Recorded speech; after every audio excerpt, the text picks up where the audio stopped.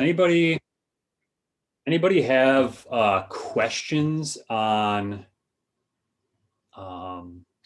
first and foremost is like, anybody have questions they didn't get like a project proposal done, they're confused, or any questions on project one in general?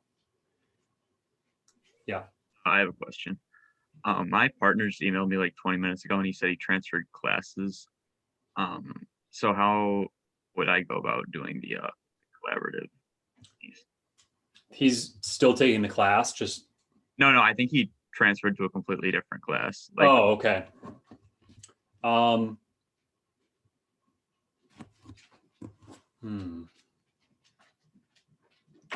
Did you guys start something?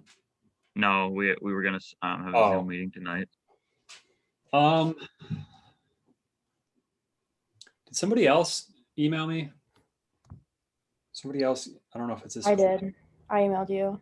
Yeah, do you have a partner or no? No. Okay. Yeah, so maybe you guys can partner up, Oakley. Yeah, that sounds good. Christine. Did you already start, Christine? Just barely, not really anything. Okay, no. So I don't feel like I'm undermining you guys or whatever. Okay. I had the same issue with my own partner. I got an email from him yesterday explaining the same thing. Okay. Yeah, if you guys want to make sure have videos on, so when we're chatting, it's easier for me to see who's talking to. Okay, so and everybody else is good then? So how about all three of you pair up? Richie, something? I never got an email for a partner. Oh, okay. So scratch that. Maybe you two can meet up. Of course. So Richie, you don't have an email then, which means I should forward. Can you put your email in the chat? Yeah. Did you add the class lates then, or? Yeah.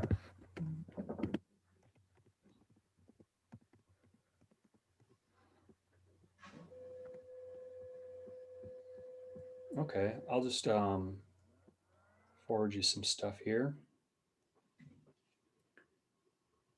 So R. Kane.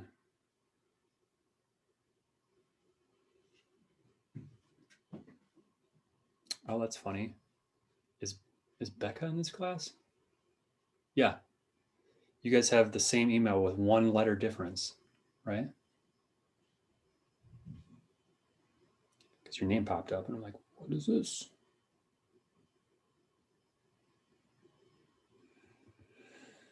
Okay, that's the intro email. And then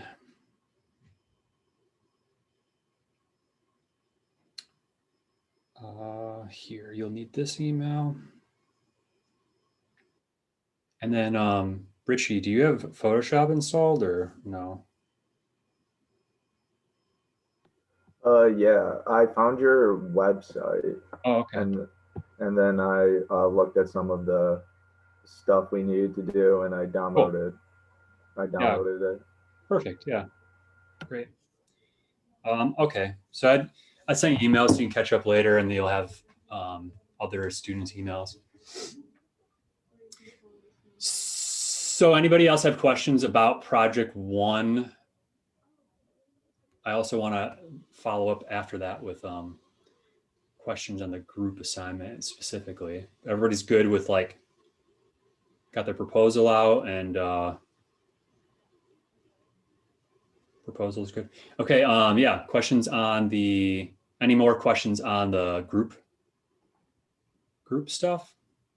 I know a few people emailed me and wanting more specifics because they're stuck. Anybody specifically stuck? I feel like a lot of you might be behind already. Yeah, Oakley. I was just kind of wondering, so like we find a topic that kind of relates to both of our proposals, and then we kind of see how they are all interconnected. Is that like the gist of it? Yep, and you could take whatever approach you want.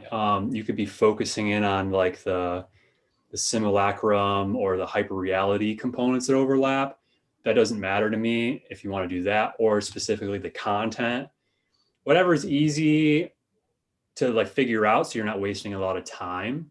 The whole point is like to collaborate a little bit on finding something new and learning something new around your interests, and then getting a little bit of writing practice. It should be kind of like a ramble, so to speak, but it should also be somewhat structured.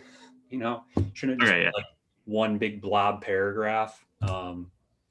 It should be kind of detailed. So I think the easiest approach, and again, like I haven't had this assigned yet, so I can't give you like specific details that you all might be curious about. I kind of walked this through with somebody else and they're like, yeah, it's kind of vague. But I think the point here is like, as I go through and read all of these, I'll have maybe more preferences. So as we go, I can give you more details on the subsequent ones. Okay. All right, thank you. Yeah. So I can relate this again on Wednesday if anybody has specific questions. But I want to give this to you now so that as you go through, do the writing, you do your sketches, whatever, you have an idea of like what's going to be happening in class. And I did talk about this already in the intro. So you're going to be writing this paper, right? It's going to give you insight into a topic. And, you know, maybe I'll just hold up a piece of paper, right? You write this piece of paper, you wrote it, good job. And then you're going to get to class and I'm going to assign you to meet up with a couple other people.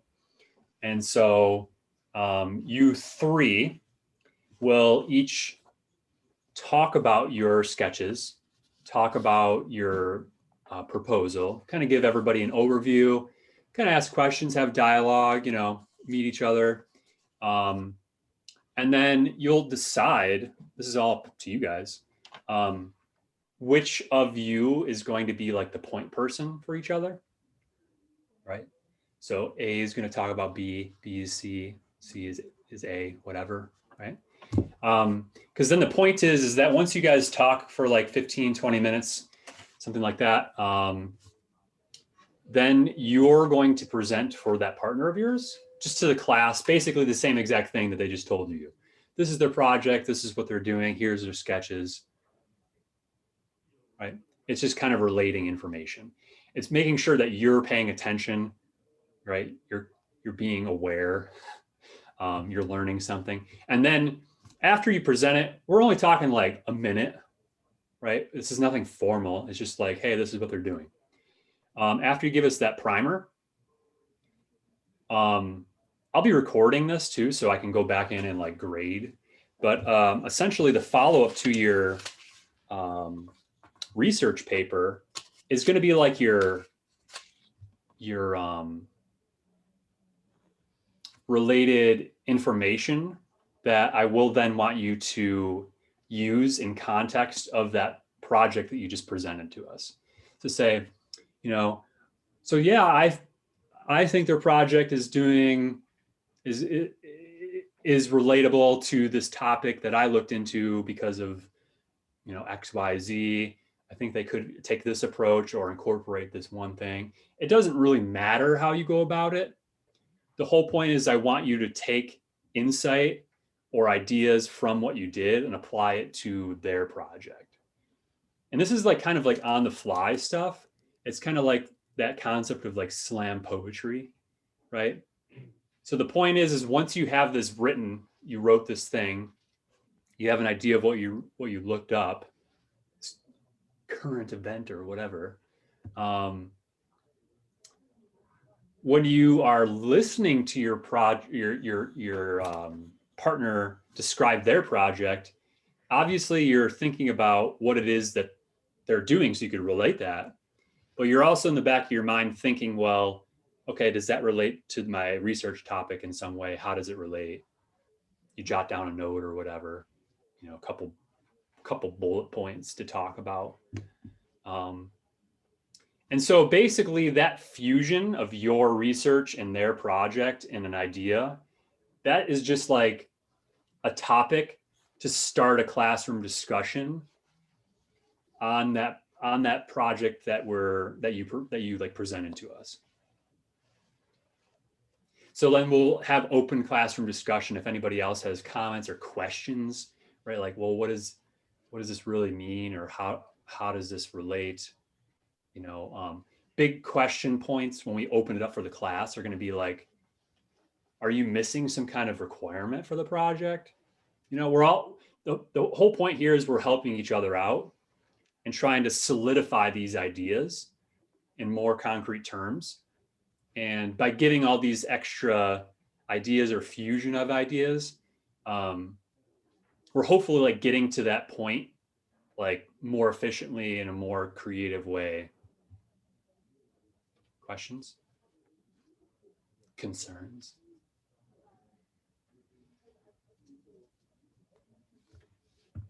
All right. I'm excited to see what happens. I feel like it's going to be a little bit of a whirlwind, but we'll see. Yeah, it's not supposed to be anything super, like tons of pressure. We'll just see how it goes. So yeah, in the back end of this is like, I'll be kind of giving you some points for like how you deliver that fusion of ideas in conjunction with your writing. And that'll be like those points for that assignment. Okay, so I can finally get going with class. I am going to take attendance. So maybe for the first few days, I want to like call names and like look and see you, and like you'd be like, hello, whatever. So I can start to learn names a little bit. It'll take me a few weeks probably. Once I know most everybody's names, I work with you enough, I graded, whatever. I could just start taking screenshots of everybody here. I usually do that around like 5 minutes after, 3 to 5 minutes after, something like that. So as we go on, if you come to class late, I didn't call your name, make sure you let me know that you got here late so I can mark you down. Otherwise, like you're absent for the day, potentially. So just giving you that. If I just take a screenshot, then that saves class time throughout the semester. So yeah, if I got your name wrong, please correct me. Got Mohammed. Yeah, I'm over here. Oh, yep. Yeah, if you guys want to just wave your hand or something, that's fine. Steven. Yep. I'm here. Christine. Here. Yeah, because you're all in like a grid on my screen. So Midiu, or how do you pronounce? Mijao. Mijao? Mijao. Kind of like a G in there almost. Right.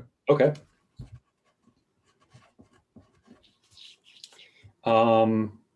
Cool. We got Eddie. Over here. Yep. John. I took this list from today. So yeah, there's John. So everybody should be there. Alex or Alexander. Here. Andrew. Howdy. Tanner.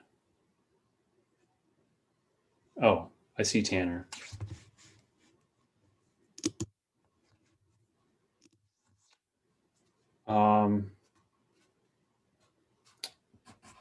Michael? Here. Tanner, do you have a webcam?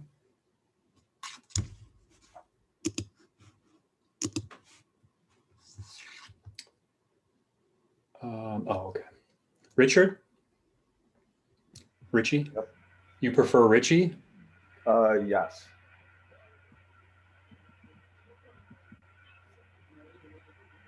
Okay. I'm hoping it's pronounced Jedi. Damn. It's Jetty.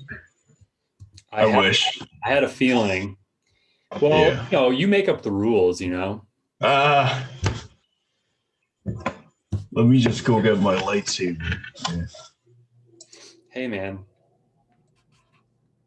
I used to go by my middle name, and then I went to England to study abroad, and everybody on the books had my first name. Like, why the hell am I correcting people? I don't care. Like, I'll just go back. Plus, there was other Aarons in my classes. My middle name's Aaron, so just switched. You know, Becca's here. Dante. Here. Yep. Oakley is here. Jade. Here. Hey. Alexander. We have two Alexanders. Oh, this is Willis. Not here. Okay. Well, nothing against him, but hopefully he drops. Just saying that there's only one Alex. Hopefully he does what he has to do. I'm just joking around. And Zenu? Here. Everybody feels so like, oh, how dare he say that? Believe me, I've got lots of classes of this. I think in the fall, they're talking about maybe I'll be doing 3 classes, sections. Kind of whatever. Okay, diving in. Let's share the screen here. And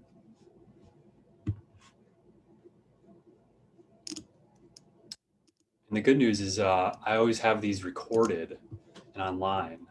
So if anybody ever feels like I'm harassing, you could promptly report me. Please do. But just don't waste people's time. So let's open up the schedule first.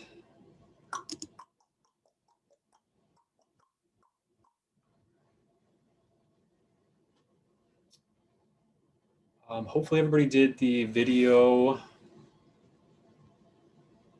watched the video, got some insight. Pretty funky video, right? It's definitely feels dated, but like the topics in there aren't as dated. They're very conceptual and maybe insightful to some extent. He goes off on some tangents that are kind of annoying and boring, but I think it's a good primer for this project. They even play around with some video in there, so that also gets you thinking, I guess.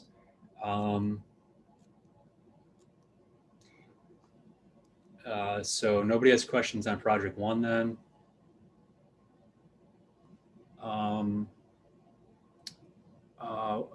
Who was saying they just joined? Was it Oakley or Richie? Did you got filled up on some of the stuff then, like watch videos or whatever? I haven't seen the video yet. Okay. I did do like a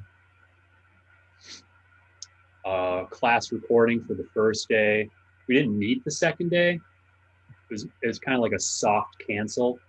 I got thrown into a funeral for helping out in that, so I did post a video though on like introducing project 1, stuff about grading for the semester that I didn't cover on the first day, and then I also covered the end of that video, like an introduction to Mac operating system with some couple tips and tricks or whatever. So if you're confused about the project one, you know, that explanation on that one might get you to where you need to be. Also, if you guys need any clarification or want more, maybe you want more insight, I have office hours still, right? So I find that people don't take me up on my office hours until later in the semester more so. I don't know why, because everybody always has some kind of problems or needs more help. So always drop in. If I'm not here, you guys have my phone number, text me. I literally am home every day, all day.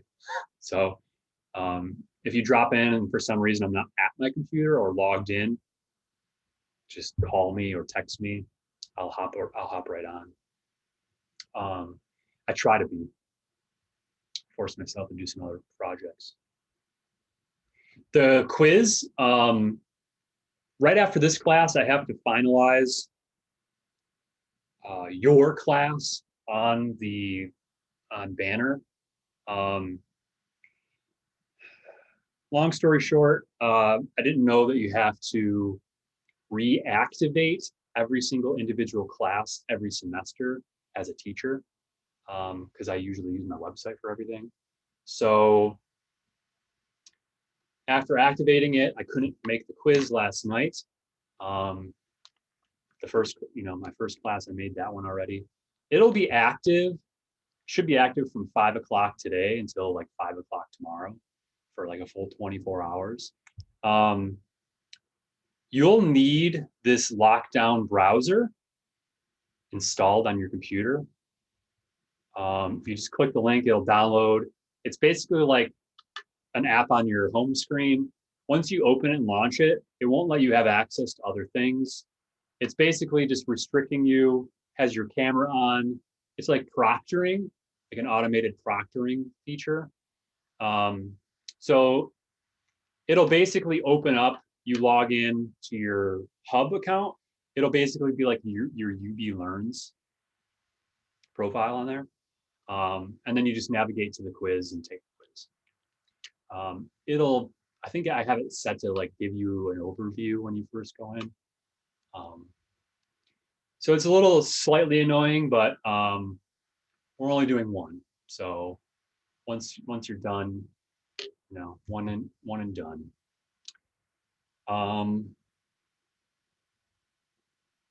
And then at the end of class, I'll give you guys a quick overview of like sketching expectations and like approaches or whatever, so that we're all on the same page.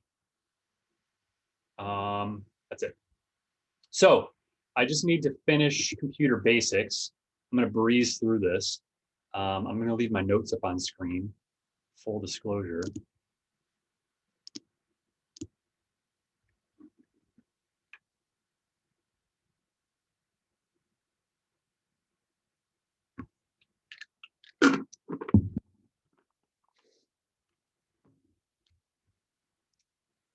Okay. We stopped here with quantum computing. So let me open this up. I don't want this open. How do I? So yeah, just wrapping up like the other basic stuff here with computing. So we getting into like the modern kind of exploration or breakdown of computing. And I don't get into it like the level of,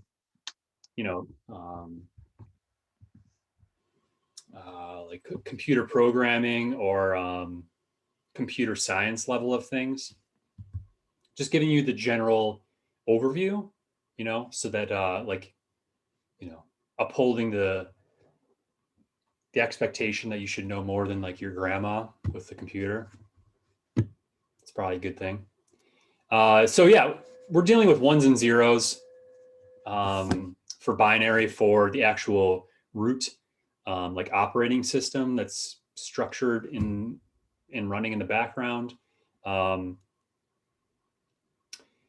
and zeros. We don't have to deal with ones and zeros, thank God. But that's what's running, right? It's either on or off. And I break that down here in a little bit. So obviously hardware is anything that's physical. We could plug in something that's could be wireless, doesn't have to plug in. Anything that's communicating as input or output to a computer from a computer is considered hardware. So I cover the basic stuff here. In a computer science course, I had to learn like individual components of like a motherboard, right?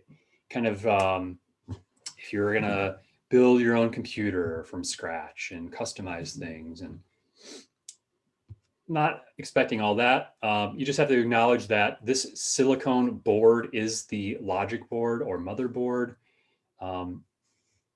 It contains everything for the computer. Everything's attached to it. It's like the main hub. Your RAM is right here. You know, your chip is on here. And you'll also notice that like anything inputting or outputting from the computer is directly hardlined right to that board for, you know, fast communication.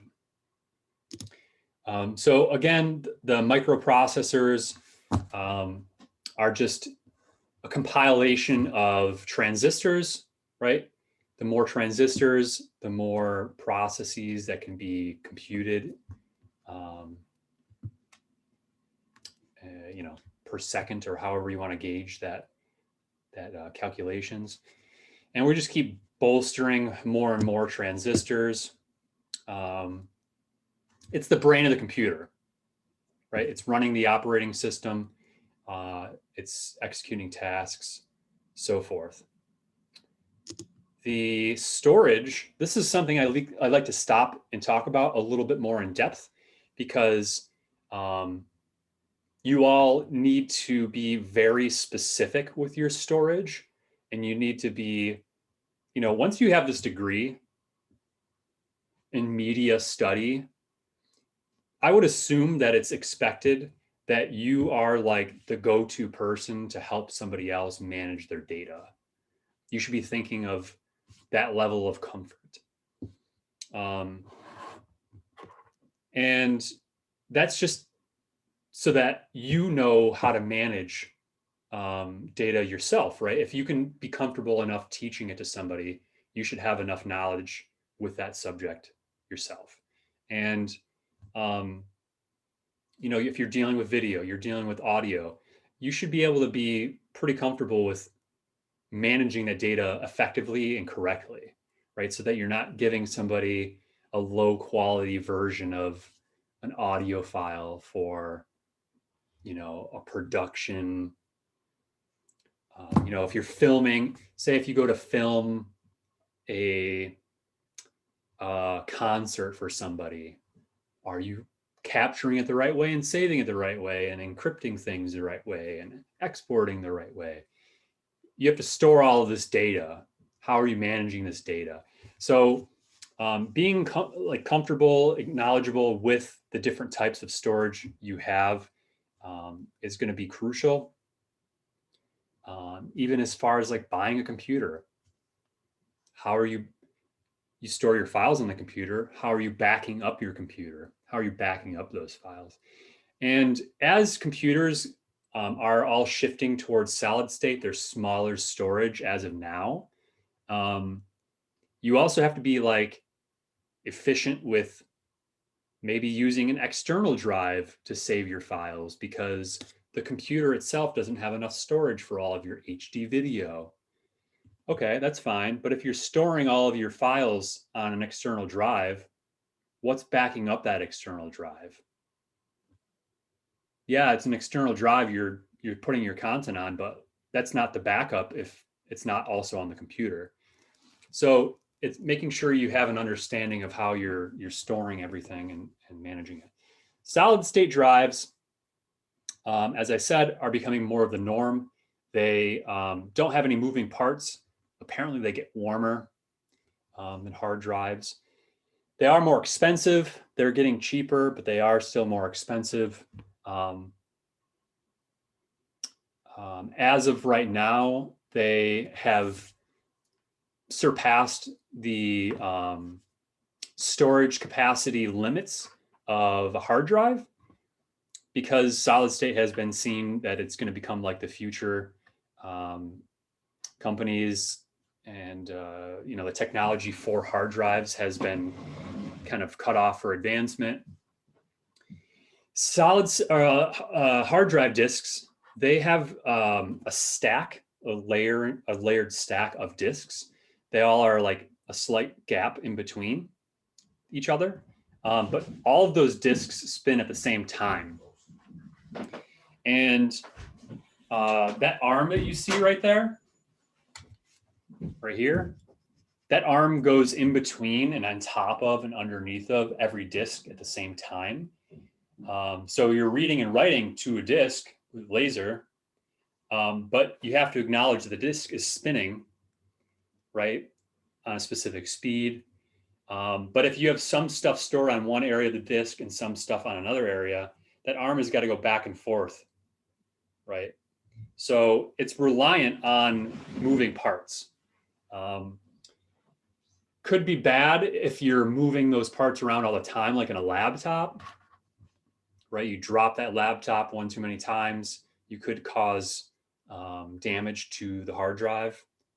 Whereas solid states, there's virtually no moving parts, so it's more secure.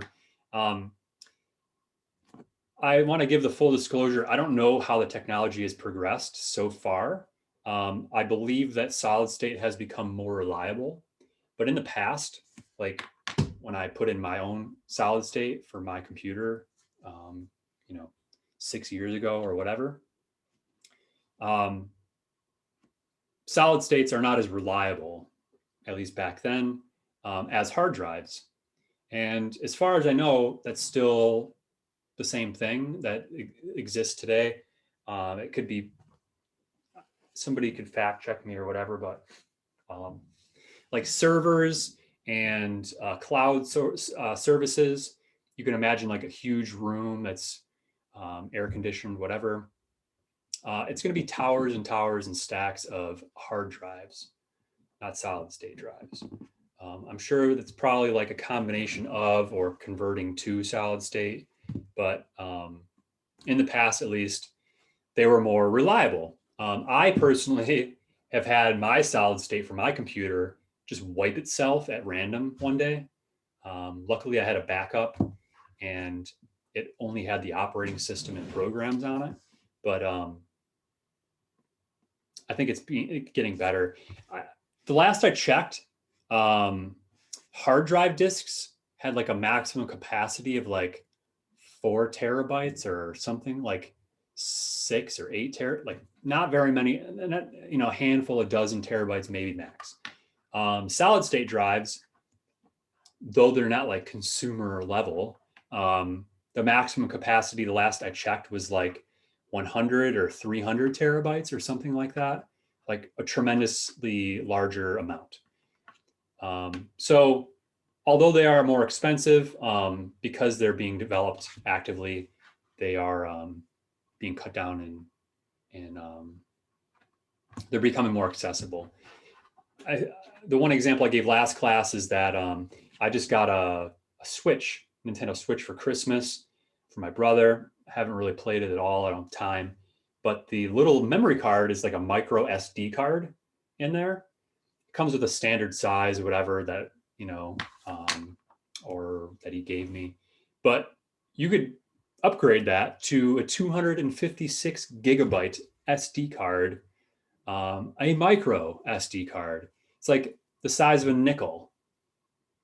It's just like kind of baffling, having come from like, having a full USB thumb drive that only had like 256 megabytes. So as we progress over time, it's kind of crazy to see things evolve. So continuing on, the RAM is kind of like your, I always like to illustrate to people your random access memory is, you want to think of that maybe as like a workshop table. How much real estate do you have to sprawl out your documents, right? Your workspace. How much room do you have? The larger the table, or the more size in gigabytes that you have for your RAM, the more space you have for your computer to execute tasks. How many things can it do at once? So this is used in conjunction with your processor, right? Your processor is the actual thing that does things, does your computations. The RAM is kind of like your desktop table. It's used in conjunction for temporarily storing files as it's doing its different processes, right? So I think by the standard is right now 8 gigabytes of RAM in most computers. I would assume it's shifting to be more of a standard of 16. If it's not already coming up, probably within the next year, is my expectation. I'm hoping to get a new MacBook Pro whenever they come out with a new model this year. I can't imagine it would have an 8 gig base option. I just don't see it.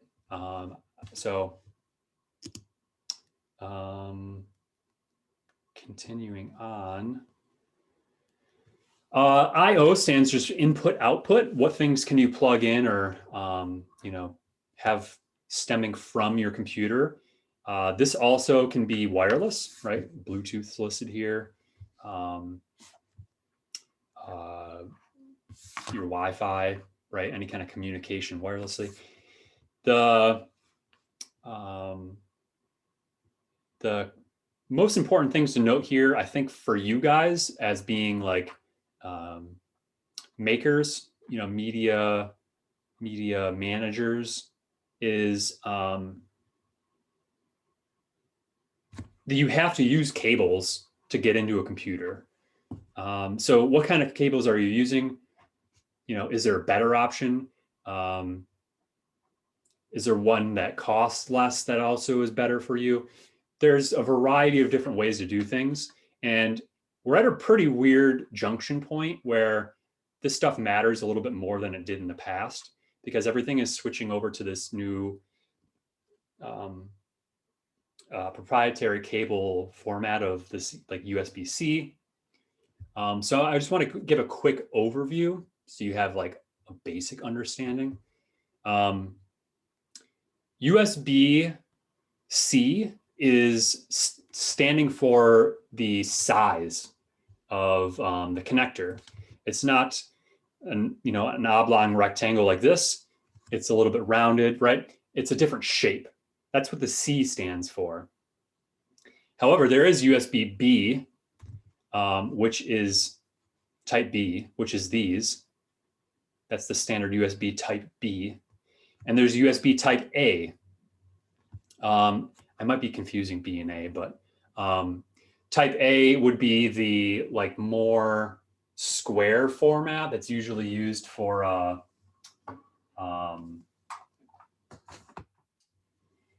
printer, if anybody's familiar with that. There's also like USB A micro, mini. There's all these different sizes.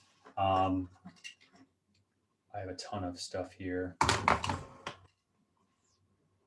don't even know if this will come up on camera. No, probably not.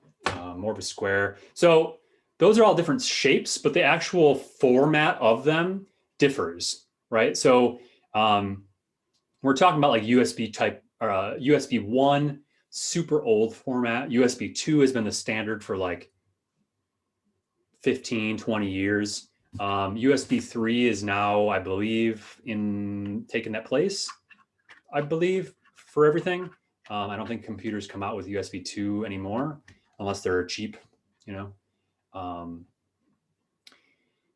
USB 3 also is this type B connector, usually has a blue port, illustrating like it has that faster capability.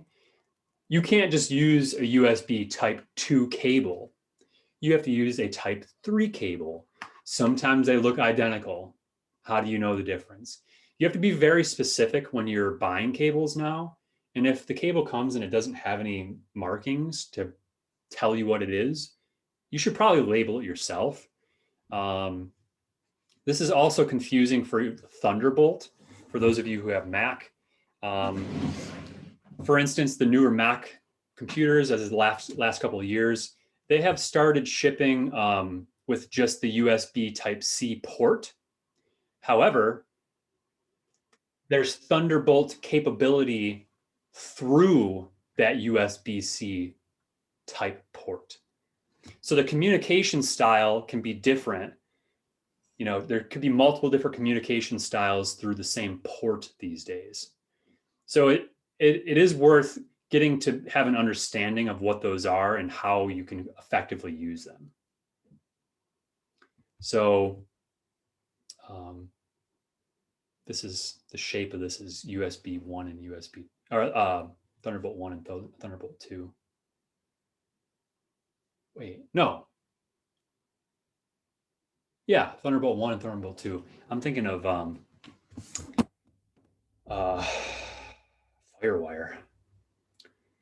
I'm still in slightly Firewire mode with my 11-year-old computer.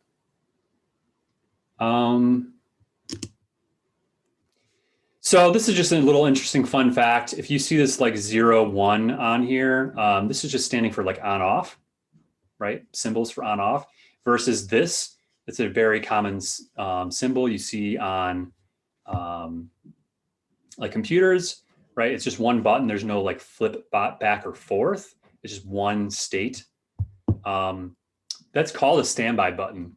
And if you press it, usually you just put the device machine into a low power state, right?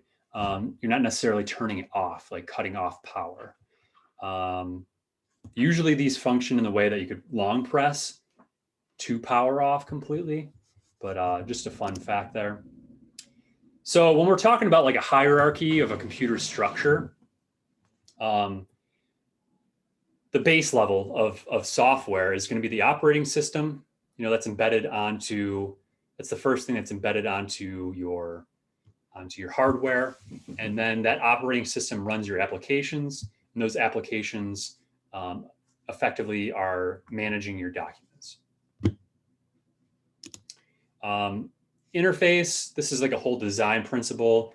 It really just depends on like in relation to what kind of hardware you're using, and that determines how you can interface your computer. So, you know, using a computer mouse, yeah, you can draw and stuff on it. Is it easier to draw the tablet? Yeah. So if you like drawing, maybe buy a tablet, right? The equipment room, if you have access, I don't think any of you do, they usually have tablets you could take out for loan. They're really useful for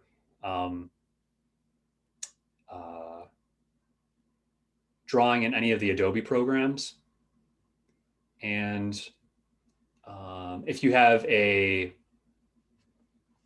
iPad, for example, newer iPads that are running iPad OS with a newer version of Mac OS, there is now a feature called Sidecar, where you can use your tablet, your iPad, as a drawing tablet for your computer. So also an interesting setup potentially, right? That's like an interface. We'll be talking about more like interface later for the fourth project when we get into coding, because you're allowing the user to interface with your designs, with your work. I gave the whole Mac OS X demo.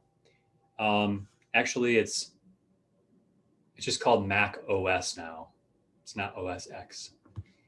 They've changed that.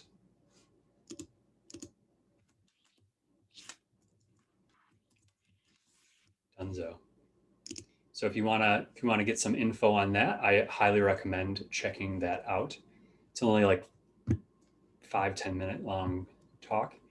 If you haven't checked out the ergonomics page, I would say check that out. So maintenance, most computers these days, if you're on a PC, you still need to have like antivirus software, for other invasive things as well. For Mac computers, you don't technically need antivirus program software because Mac computers do not get viruses. There's the last time I checked years ago, there was only 4 known viruses for Mac computers ever. And they're more like hiccups or glitches. That being said, there is still the ability to get spyware and Trojans and things like that on Macs. I think they're less common.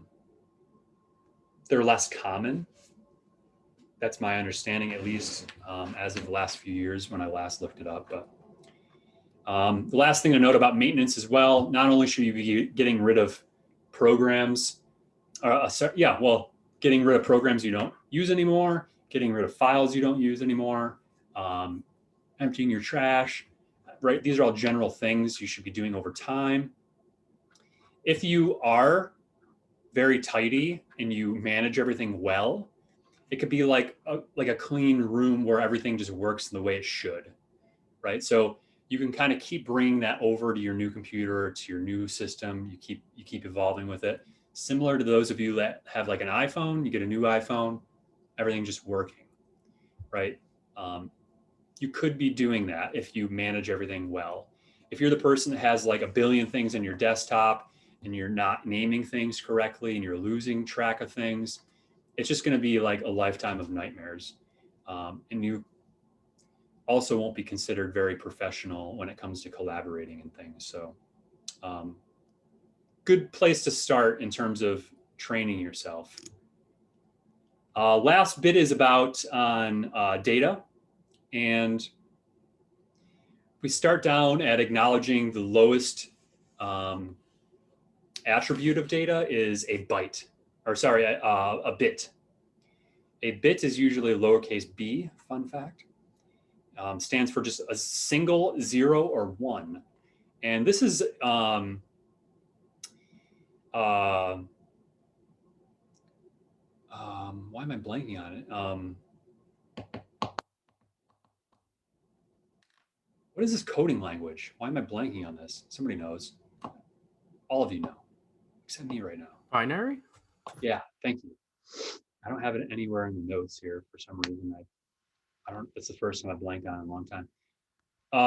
Binary is literally just 0 or 1, right? It's literally just that same notion of a transistor turning on and off.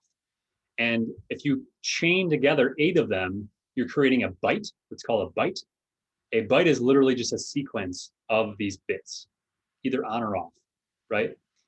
You could think of these bytes as like a symbol, like a letter on the keyboard. That could be a byte. It could be like forming a calculation, like it could be a multiplication indication, right? I want to have this byte might symbolize the letter, the number 4, and you switch around a couple numbers that might illustrate times, and then switch around some more that might be 2, and then if you execute these, right? I don't do binary, but that gives you the general principle of like being able to execute some kind of task. You chain together millions of these. That's what allows us to do everything we do. So stemming up from a byte, the 8 bits into a byte is the most tricky to maybe remember, but I don't specifically make you guys remember that. The big thing that is more critical for your understanding is what do all of these mean in relation to one another? A kilobyte, a megabyte, a gigabyte, and now terabyte. In your guys's practice, as you know, you get to even my age, I'm 34. you're probably going to be getting into the land of petabyte, right, as a common thing. Whereas I grew up in your realm of education with the gigabyte. We didn't even hear of terabyte. Everything's progressing quickly. So you would just think of these as like 1,000 of each other. 1,000 kilobytes is equal to a megabyte. 1,000 megabytes is a gigabyte. 1,000 gigabytes is a terabyte, more or less. This gives you some kind of quick indication of what things are. It's not to scale, but you know, there's better examples later on down the road, maybe. You know, just kind of just thinking about like, well, a Blu-ray could be like 20 gigs, could be like up to 60 gigs now if you're thinking of like 4K Blu-ray. 4K 3D, I don't think they even have that, do they? I don't think so. 3D Blu-rays. Those are audio files, but they're also sequence of images. How many images do you have to get? Well, it's usually like 24 per second or 60 per second. Blu-rays are now becoming up to the standard shortly. This new generation of like video games, new Xbox and new PlayStation, they're getting into like 120 frames per second if you have the TV that's capable, right? So the files themselves will have to be 120 frames in 1 second. That's 120 images in a second. Kicks up the data, right? Also, you need a larger computer to work with that data. So as you go forward, if you're going to be working with Blu-ray, or sorry, 4K video, you're like doubling the amount of storage it takes. So just getting the general sense of how data works is going to allow you to be more productive and organized. Bit depth is something I mentioned here. We also will talk about it more once we get to audio, in terms of audio bit depth. I don't know if these are all accurate, the numbers. I won't pay attention to the specifics. The point here is if we're dealing with like one color, you know, black on a white background, one color of pixels. It's very low file size. As we build up with more colors, we're stacking and you know, exponentially compounding how many bits, how large that image could be, right? How much data has to be embedded into that file to represent all of that bit depth.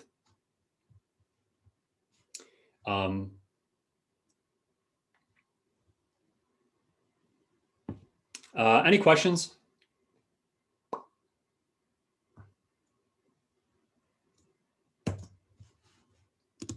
Try to go a little fast. So,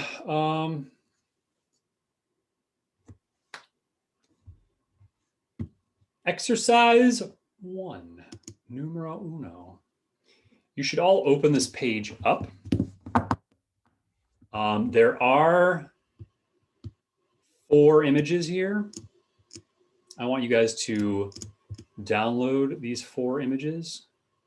And I'd prefer if you have a subfolder called exercise 1, put them all in that exercise 1 folder. And then we will be good to start up. If you do not, is anybody here, I think there was one person, right? Who doesn't have Photoshop installed for today? I wasn't able to. Who's I? Me, Eddie. Eddie, okay.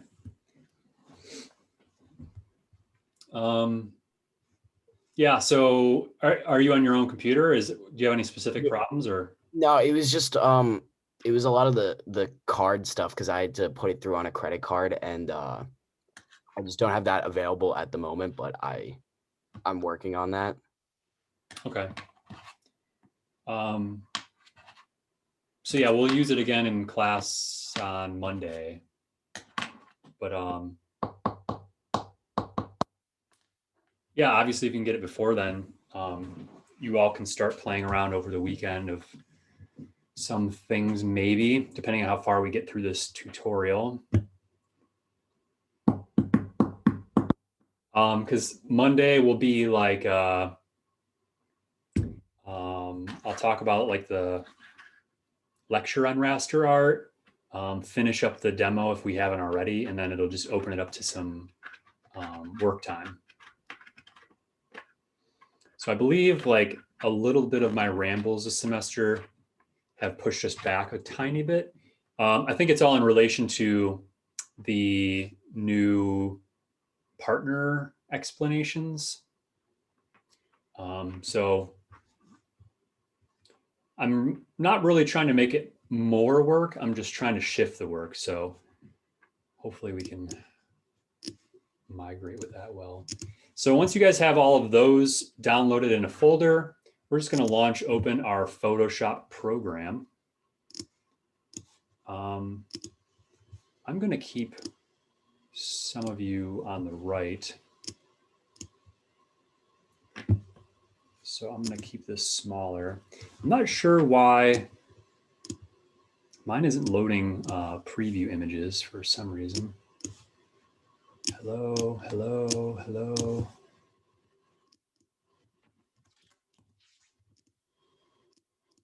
Man, this is really finicky.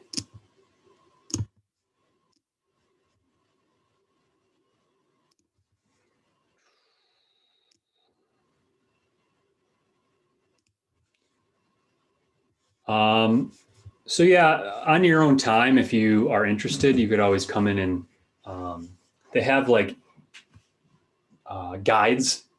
They're interactive, I believe, all right through here now. So just similar, like you're following along with me or you're following along with a YouTube video. You could do all that right through here, but the interaction actually like, you know, highlights a specific button you're supposed to click on and a little bit more intuitive. So you're not going back and forth. Could be fun. I haven't done a lot of them. So I do like to give the, what do you want to call it? Like orient you guys with that, the knowledge that for this project and for any of the project we do in class, first three at least, first three projects, you don't need to do more research than what I teach you in the exercise if you don't want. If you're just new to the program, you're just trying to learn the basics, you don't need to go out and do extra research.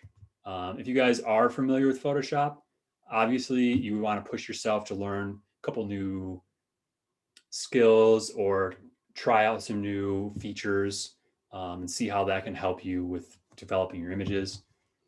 But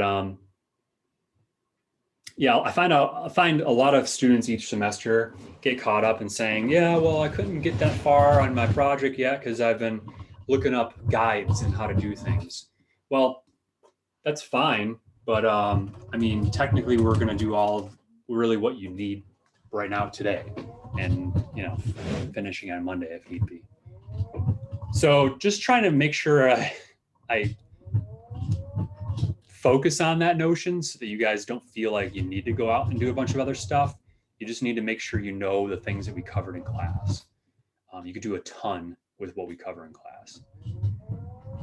So we're just going to be doing a new document today. And there are presets at the top. I heard some people might not have web right here, but the whole point is it could be a quick way to make a selection. You know, oh, I'm going to print something and I just want it to be letter size. Done, create, right? Well, that's fine.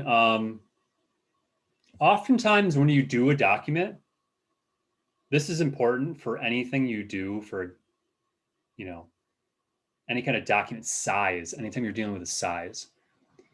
You always want to figure out the largest dimension that you'll need this to be used for. Like if I'm going to print a business card, I need a very small file size, right? It's going to be like, I don't know, 5 inches by 3.5, resolution 300. That's pretty small pixel resolution. I want you guys to leave this here. I'm just going to show you something though.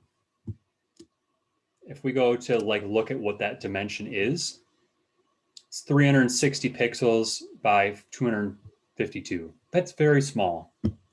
However, if you're going to do, say, a billboard and a business card with the same image, you don't want to make the file size for the business card and then blow it up because it's going to distort it and be pixelated. You want to start with the larger file size and save down. That is going to be true for any of the content you get.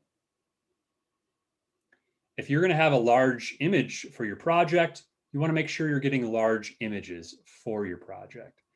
So as you guys go into this weekend, if I don't have time to talk about it on Wednesday, when you get your images, if you're browsing Google, whatever, you want to make sure you're searching for large resolution images. So, so things look good. Today, we want to just do a smaller size. How would I say? 1024 by 768. This doesn't really matter. I'm not grading you.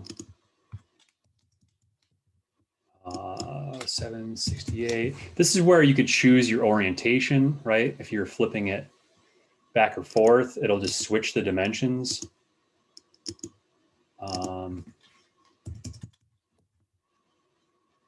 Oh, I'm on inches, that's why. Yeah, you don't need 1,000 inches. And our resolution for today, we're only going to be dealing with the screen that we're on, and the images we're using are very low quality anyway. So the resolution 72 is the standard for web, for screen use. It's like the standard screen resolution for pixels per inch. PPI, pixels per inch. If we're getting into like dots per inch, it'll be DPI. I'm going to talk about that stuff on Monday.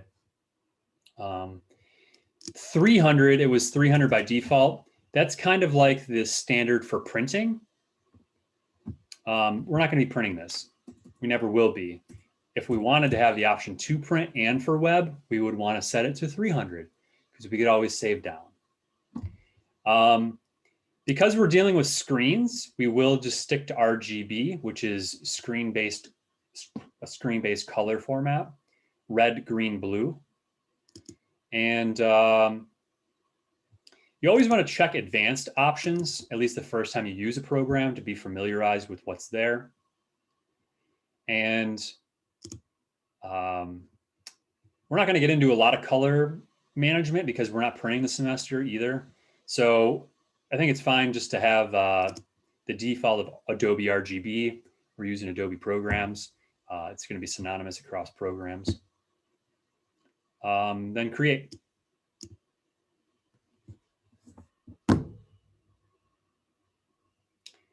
Man, I've done a lot of talking today already. Oh. So if you guys have this open, I just want to cover the bare bones basic setup of the program first. So I think the best way so that we all are looking at the same thing would be if we all go up to Window and we go to Workspace. It should be set on Essentials. In my case, I'm going to reset Essentials so that it's like the same view as what you guys probably have.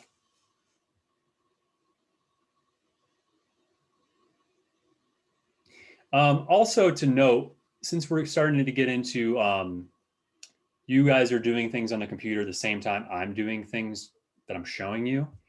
Does anybody have any problems or restrictions based on my screen orientation in relation to like you watching me while you're working. For instance, like if you wanted me to use half the screen, I could make that work if that's going to help people out.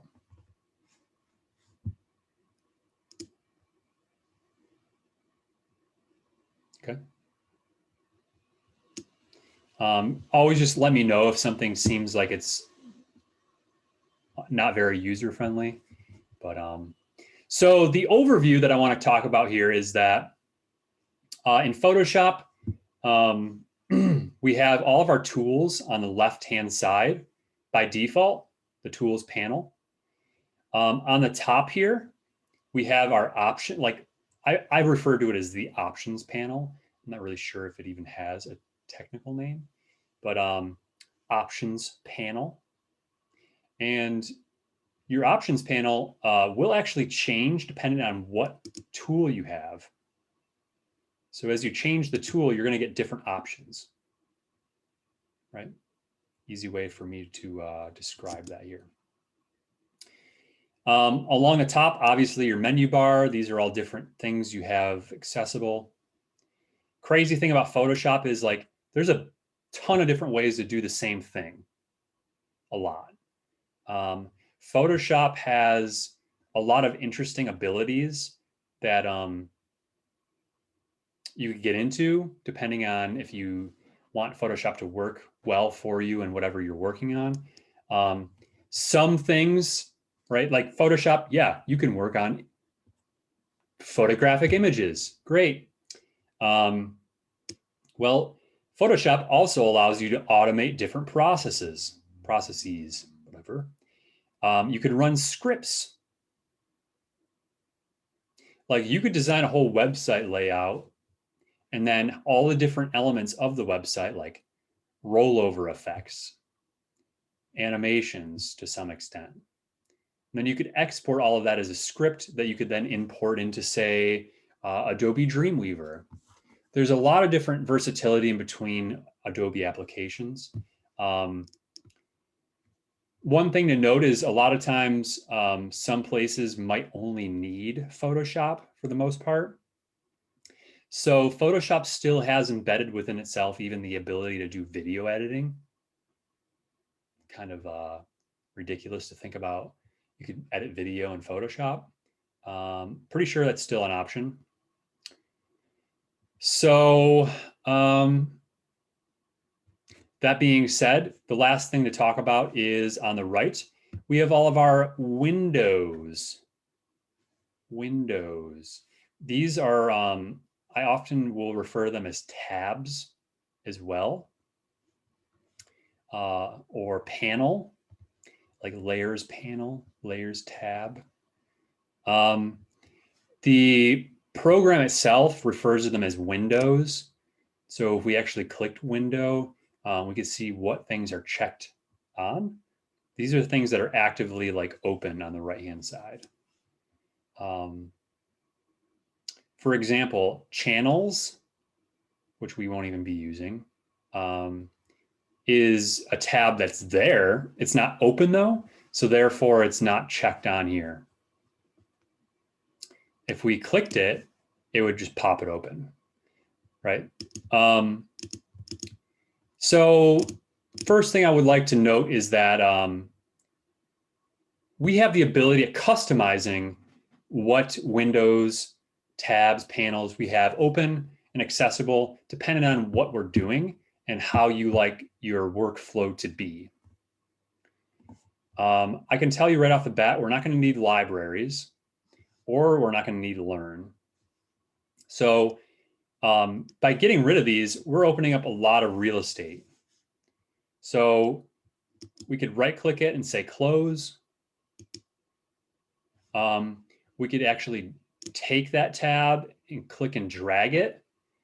We could like embed it, you know, somewhere else. We can embed it like inside of another tab. So it's, you know, as part of another tab in between. You could drag it separately. It'll turn it into its own window. right? You close it with its own little X if it's its own window.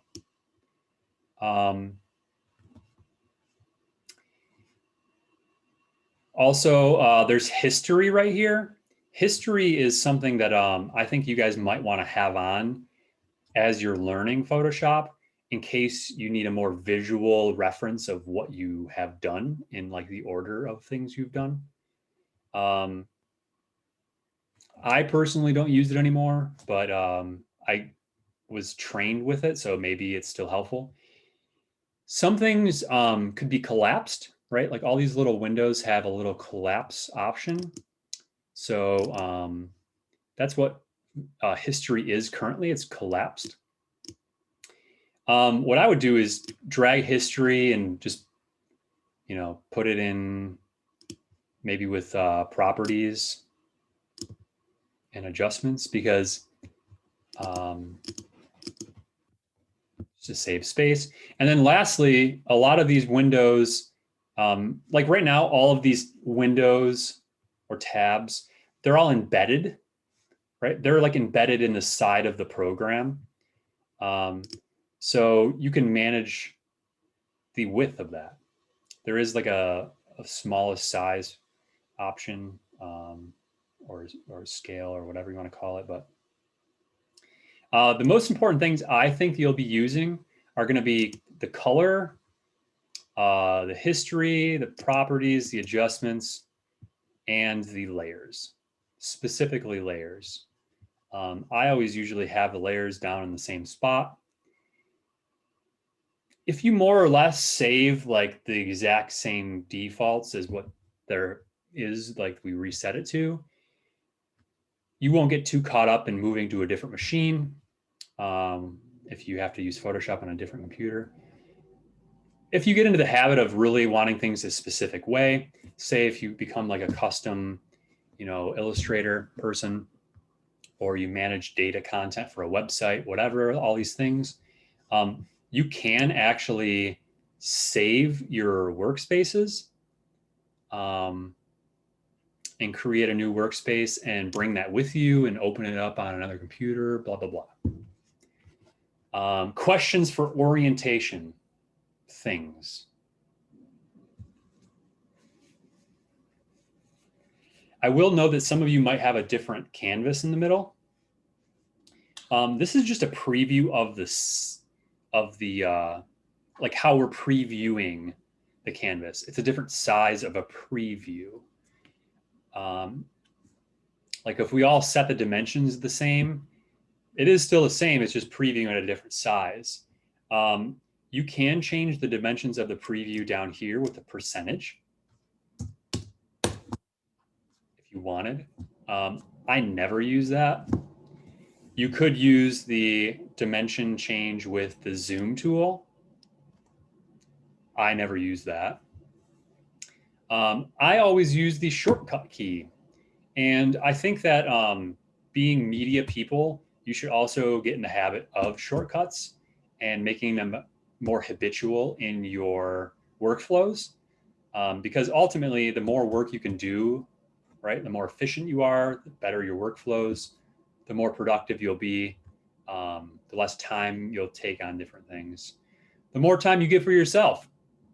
So when I say specifically that you should be using your left thumb on the command key for shortcuts, I mean that by you should always do that, and that keeps your right hand on your mouse, assuming everybody uses it the right hand. This way you have the ability of using your left hand kind of like command central on the keyboard without even looking at it. If your thumb is like your left thumb's hovering on the command key while you're working, you have the ability at working more efficiently. And I'll get to a little bit more in that.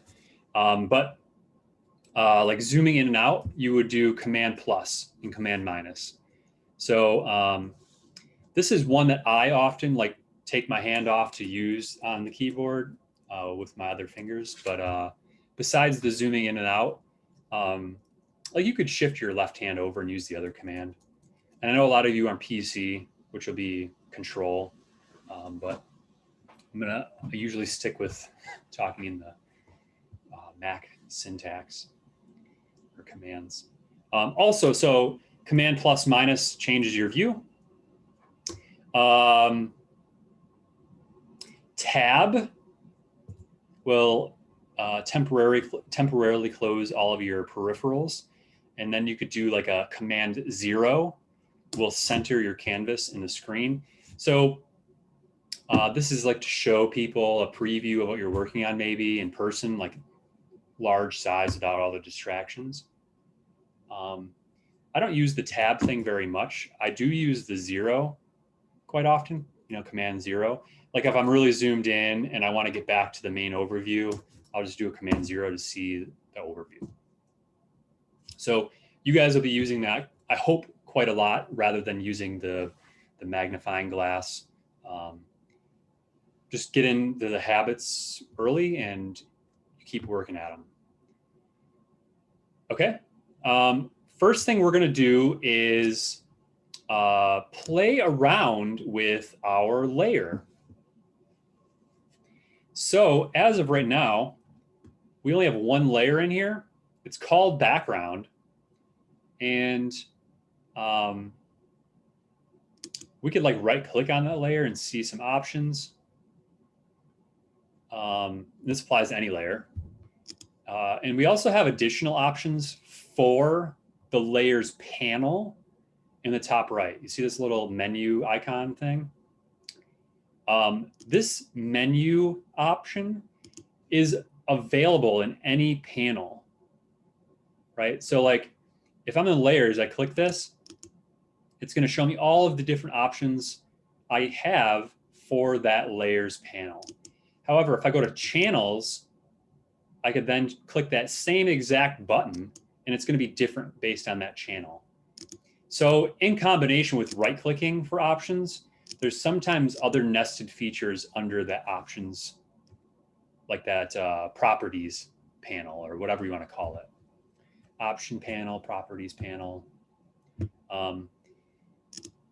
I probably should be more specific because like I like to call this the options panel. But they don't label things, right? If you hover on here, does it tell you what it is? No. If you hover on things like down here, it does. This little half circle down here, it's called create new fill or adjustment layer. That's the first thing we're going to click on. We want to transform this white background into a solid color. It's kind of funky because by default, it actually doesn't change the background anymore. It's kind of making a redundancy. I think they do this to make it more user-friendly for new users, right? Like, oh, we are going to make a new color. Okay, well, it's red. Whatever color you want to pick whatever color you want. I will note that you can change these sliders, select a spot, or you can manually set RGB values, red, green, blue, right? Like 255 red and 0 green and 0 blue is the color red.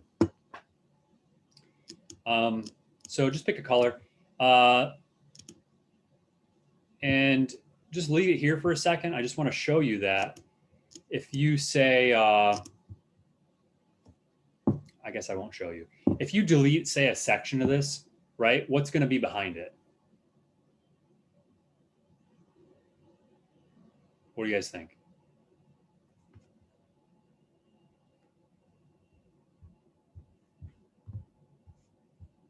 Here, I'll just show you. If I take the eraser and I erase it, what's behind it? The background? The background. Yeah, white, right? So in the past, when you used to like change the color, it would be based on that selected layer that you're on. But now it's just kind of adding something. So you could see we could turn on and off these layers. You don't have anything deleted, so I guess you won't see a change other than the fact that full green. gonna go back here. So you'll also notice that underneath this little thumbnail of that color, you'll see a little color like a sliding bar, right? That's just indicating that that layer is like a smart object of sorts and based on a color. We have additional features like in properties. I mean, I haven't even fully investigated a lot of this individual stuff. We'll talk more probably next Monday when we wrap this up, more on like layer masking and vector masks and stuff like that, because everybody will be expected to work with masks. But for today, we're going to be using, let's do this first. Everybody can turn off the color layer and click this background layer, and we want to delete it. Saying, do you want to delete it? Yes. I will also note that if you want to use the background layer without deleting it, you could always double click it, you know, just name it, and then the lock will go away so you can modify it. But anyway, so we should just have this one layer turned on with a color, right? I want you guys to be able to create some kind of visual component here based on just starting with a color. We're not starting with an image, not bringing anything in. We're just using Photoshop tools. So I'll give you the first tip that usually works well with everybody, just to get started, because from one color, it's hard to make adjustments. But if we go up to filter and we go to noise, if we go to add noise, we're going to get prompted something. And this is going to come up time and time again when you guys are working with files. This hopefully will become a little bit more clear on Monday when I talk about raster graphics. I generally talk about raster graphics before this, but I wanted to make sure you guys got a little bit of touching Photoshop because we're already into week 2. So by default, this is just a smart object. Like I said before, it allows us to change a color. It's just assigning a blanket color to this full space. It's not actual pixels, which is what raster graphics stands for, individual pixels. So in order to get it to the point where we can start applying filters and modifying pixels, we need to first rasterize the layer. You could actually do that individually by right-clicking on the layer. Or if you go to do something, it now tells you, oh, hey, you must first rasterize before you can do that. I don't think it always did in the past. It just might give you like, this could not be modified. So we just want to rasterize. You'll notice that little icon on the thumbnail went away. It's just now straight green. We do still have this thing on the right. It's considered a thumbnail, a mask layer. We're going to be getting into masks next week, you know, like doing specific things. We don't need this right now. Just to make it less confusing, we'll just delete this mask. You just right click on that actual white mask and just hit delete. The little link thing will go away. The little icon for the mask will go away. We're just left with our basic color, right? We could even double click the name and just name it. This is just our new background. You will be expected to be keeping organized all of your background or all of your layers and naming all of them. So as you add something new, just get into the habit of what it is, labeling it right off the bat. It'll also make you, once you get into like a dozen layers or more, you know, it's going to be a lot more helpful to read the names on on the go. Good. Let's do a save. We're going to go to File, Save As. I want you to just navigate to the folder that we have set up for exercise 1. Hopefully you did that. I'm just going to call this exercise 1, section 2. And we definitely want the layers on, and we definitely want this to be a Photoshop document, right? You could have it be a Photoshop document and not save the layers, but then the next time you come in here, or even right now, maybe, it's just going to discard all the layers and you don't have the ability of like modifying things individually. It'll just basically flatten all of your preview down into one like pixel layer, which is not helpful. You always want to make sure you're saving your layers in Photoshop. When we go to export files, we can then decide, okay, well, I'm just saving a PDF. The PDF only needs to be looked at. You know, do we need all the layers in a PDF? No. So later, when we go to save a PDF, we could like uncheck that layer section. Therefore, it'll save a ton of file space. Instead of being like, you know, an 800 megabyte file, it might only be like a 48 megabyte file or whatever. But for now, we're going to keep it as a Photoshop document with layers. Totally can just keep the color profile embedded, and we're just going to save. All right.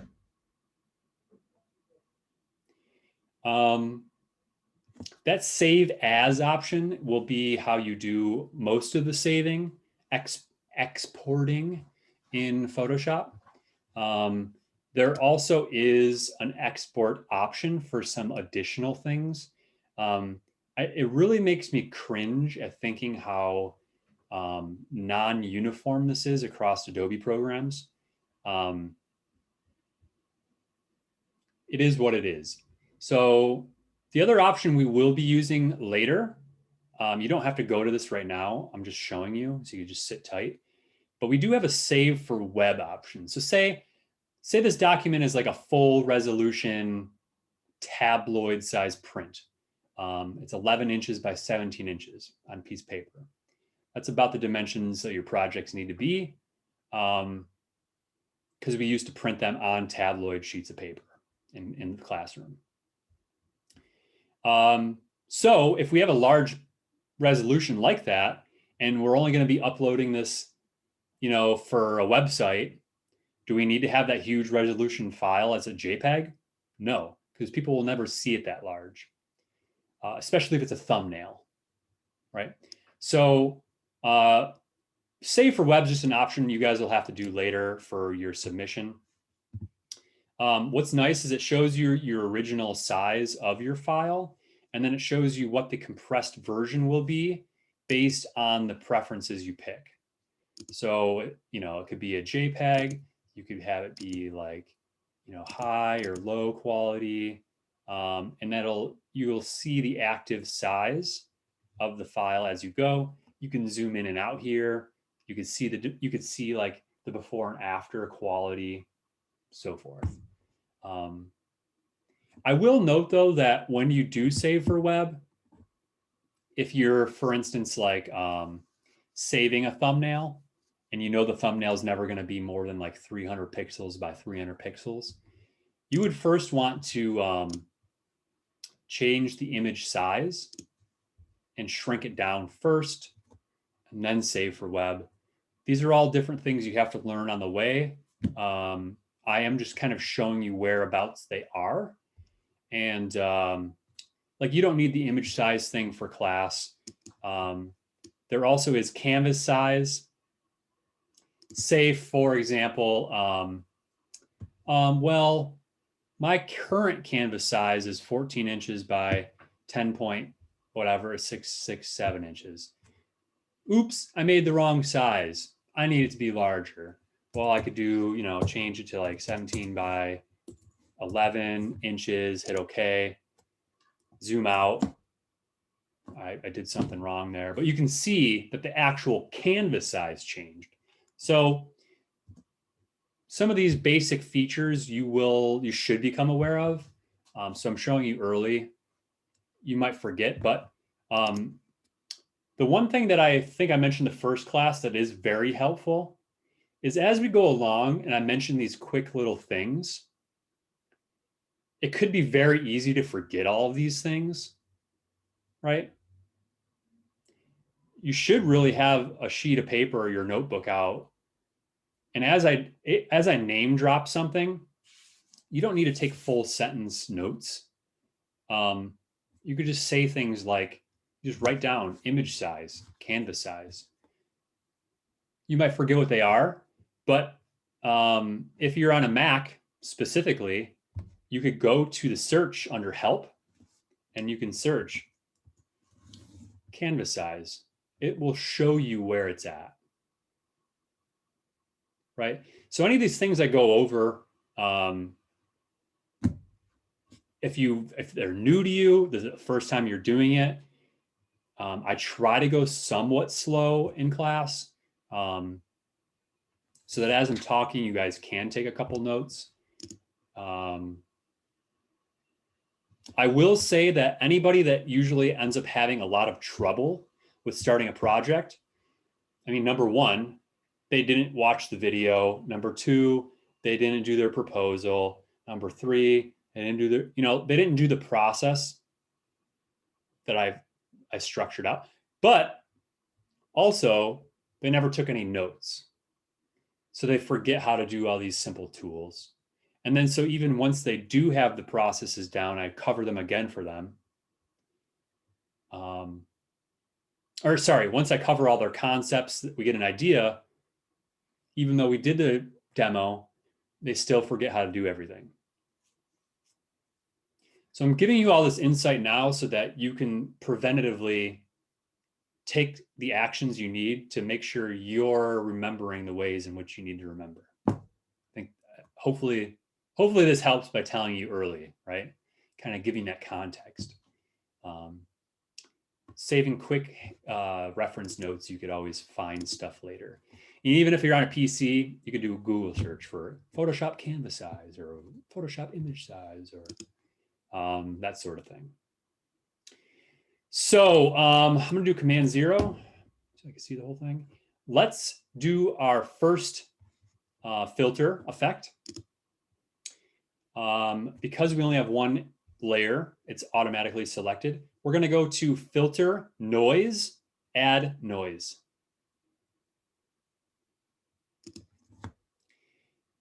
This will give us all some kind of a textural component so that once we have some kind of noise set up, I want you to just play around with all these options, do whatever looks cool to you, hit OK.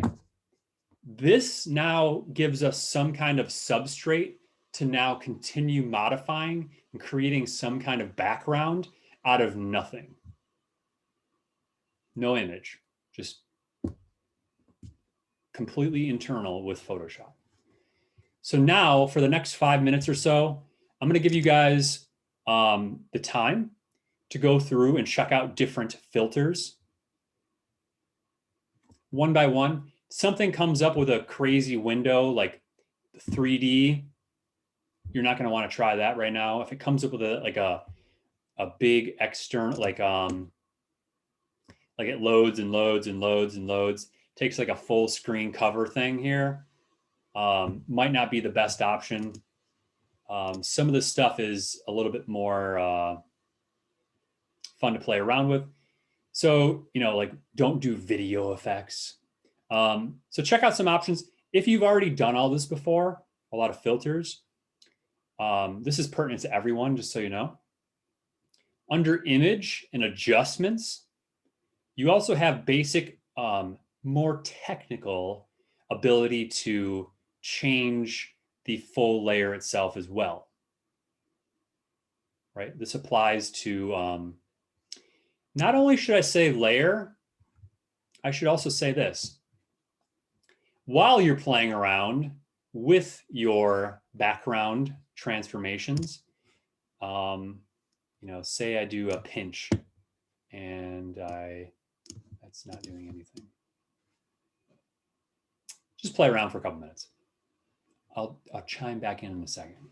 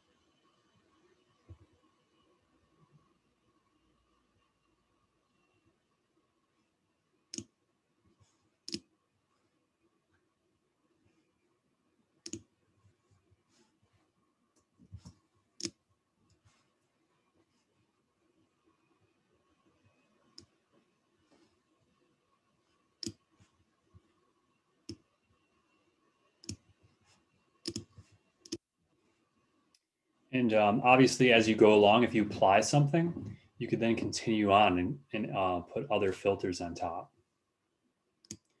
So if I wasn't specific the first time.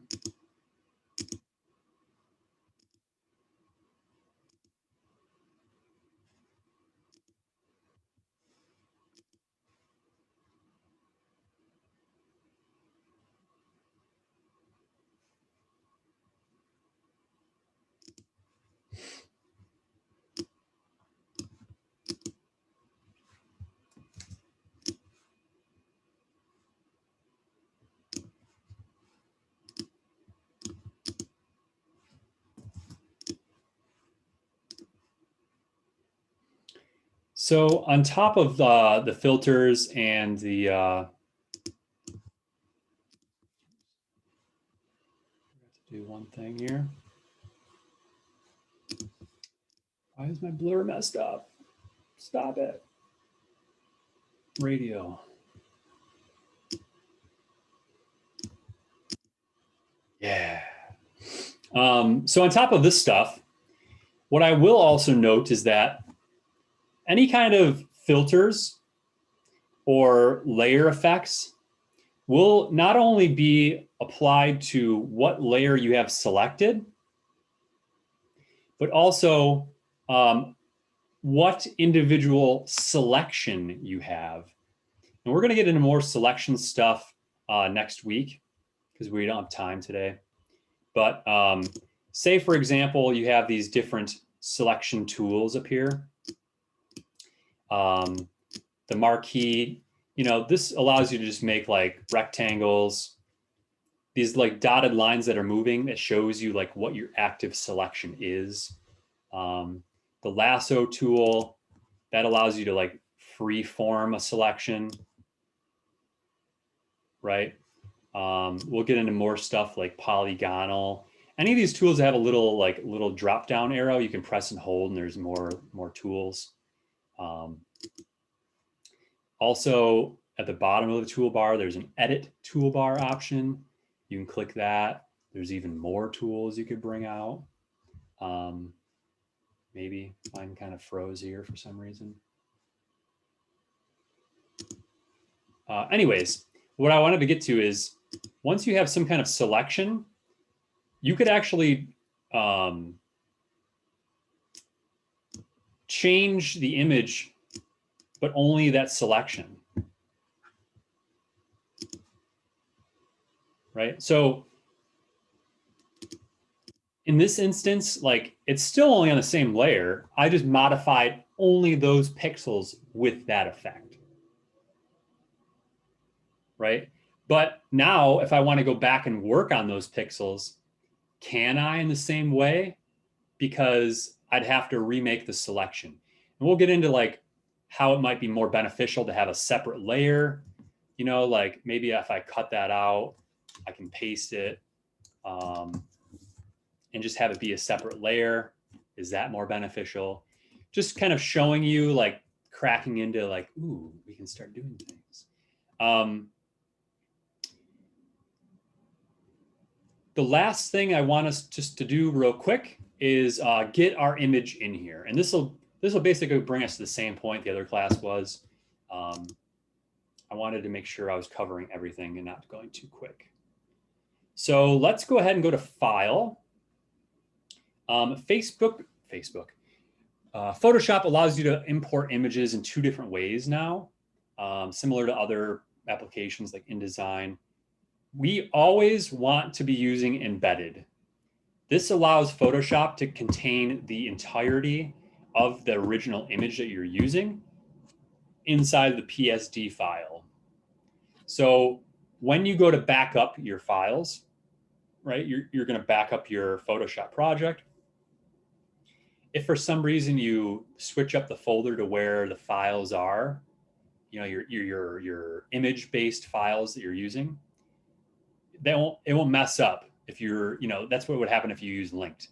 If you save your files on the desktop and then linked those files from the desktop, but then later put those files in a folder, Photoshop's not going to know where those files are. So placing embedded is always going to be the preferred way for this class. I wouldn't even suggest doing it the other way. So we're just going to place in the face image. By default, it's going to give you a transformation box. It's going to automatically have a selection for you. You'll see that it's not using any tools. It's just a default selection. We can move it around. We can rotate it from the corners. You know, you hover over the corner until you get a rotate. You can grab the corner and drag it. By default, it goes, the aspect ratio is controlled. So it doesn't distort the image. It scales it evenly. However, while you're holding things like the rotate, if you hold shift while you rotate, it'll go by incremental. If you hold, if you grab a corner to scale it and you hold shift, it'll do it freeform. If you hold the corner while you're scaling it and you hold option, it'll do it from the center. If you hold the corner while you hold command, it will skew the image, right? Like perspective almost. So say like you want to have a top-down perspective. Maybe you can rotate his head and then bring in these 2 corners and it'll bring out these corners and it'll make it more like you're right above his forehead or something, right? You could hold all of those buttons in conjunction while you're doing a corner, right? What does that do? 2 of those options, what is that? So there's a lot of ability at this freeform notion, right? So just once you're done, hit enter, it'll paste it. You'll notice that on the right-hand side, that little icon has a little like page icon. That's illustrating that it is linked to a file. We want this to be a raster-based image so we can modify it. Let's right-click on the name. If you right-click on the image icon, it won't give you the same options. We want to right-click the name of the file, and we want to hit rasterize layer. That little thumbnail icon will go away. It now is available to be editable. We will do a Command S to save, and we are done for today. You guys can keep toying around if you want. I am going to cover the expectations of sketches really quickly. I will note that on our class schedule, I'll put these on the project page or the exercise page too, I guess. or the project page. On the schedule as of right now, there's 2 links. One's for thumbnail sketches. One is for past student examples. So I want you guys to check out both of them in your own time. The past student examples is a folder on our class. On the previous project examples thing, there's a sketches folder. I have the names of these images as the notes of what those sketches are, right? This image is good, but it needs less detail and it should be used, you should be using marker. That's what I think about these. This one is very good, conveys all ideas, is simple yet clear, right? This is like a full points sketch. This is the tier that I'm talking about. It needs to convey your ideas. Okay, so you can reference these for what I expect. I hope that's clear. The thumbnail sketches link, this gives you some semblance of how to approach doing thumbnail drawings if you've never done them before. You don't necessarily need to read all of it. Did somebody say something? No. But it does give you some idea of how to approach it. I will note that by thumbnails, I'm talking about literally just how I showed you in this example. I want clearly defined boxes in marker and leaving notes so that you can have clear, just title, like, simple words that you can read easily. You don't need full paragraphs of all what you're going to say. You can explain this stuff to people in class. For just on these sketches, just the general basic things. And you should be taking a quick approach. How much time are you spending? You're firing off ideas. If you can't come up with an idea, go take a break, go pet a puppy, hang out for a second, listen to some music, pick on your little sibling, whatever it is, come back and then go into the next idea. The point here is that ultimately, on the project 1 page, I have my requirements for your sketches. You need to do 6 quick thumbnail sketches. So if you do 3 per page, that's 1 page has 3, a second page has 3. And then on a 3rd page, I want you to do 2 larger sketches, still with some room for any notes. The point here is, though, that the thumbnail sketches should be very absent of detail. They should just convey the idea. And then later, once you're done with all 6 different ideas, right? They should be different ideas with the same proposed concept that you wrote. Once you have all 6 quick sketched ideas down, you pick 2 of them that you have more confidence, more interest in. Pick those to do your 2 larger sketches. And then those larger sketches could have a little bit more detail. Maybe you're using a combination of fine point and ultra fine point. You probably should be using a little bit of gray in there for maybe shadows or less important details, right? If you have text, maybe in the image, your text is just drawn with like little squigglies like this. But then in the larger image, maybe you actually write the word out or whatever. I know I'm going very quick. I'm hoping that I'm being concise with my expectations, just for time. However, if you guys still have more questions on anything we covered, feel free to hang out. I also will be in my office hour at 5.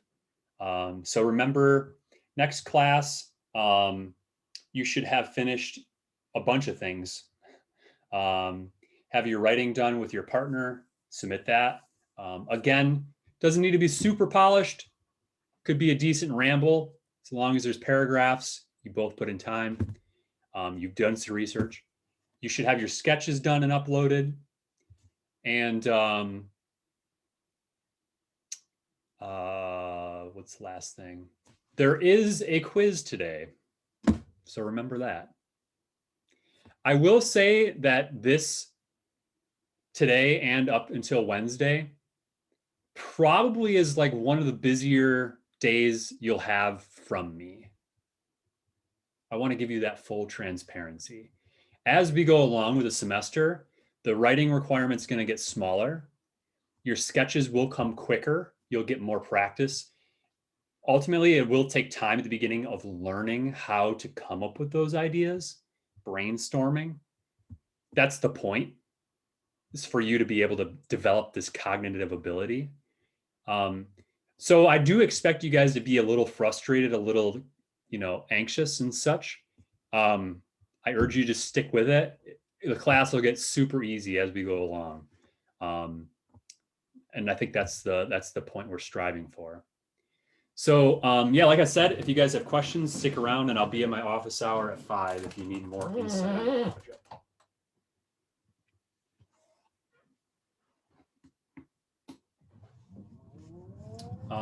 Eddie, if you're talking to me, I can't hear you. No, sorry, that was my roommate. No worries, I'm just making sure.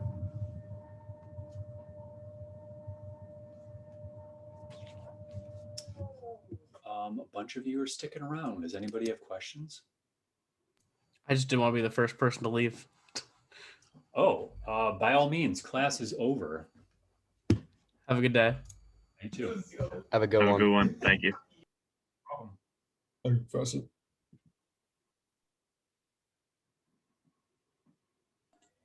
I had a question. Yeah. So last Friday there was a writing assignment. I'm going to be completely honest. I did not see it while I was going through the schedule. Probably just skipped over it or something. I just wanted to know if I will have the chance to make up for it. And I noticed it while you're going over the schedule today in class. Sure. So did you miss the video? Did you do the video? Yeah, so I think it was the assignment was the response to video 1, right? In Google Doc. Yeah, that's the one that I missed. Yep. So you could totally still do that. It's not a ton of points, but yeah, I'll still give you some credit if you put that in. Yeah. Okay. Yeah, I just Not a huge I deal. got worried. Yeah, because I Yeah. saw it today.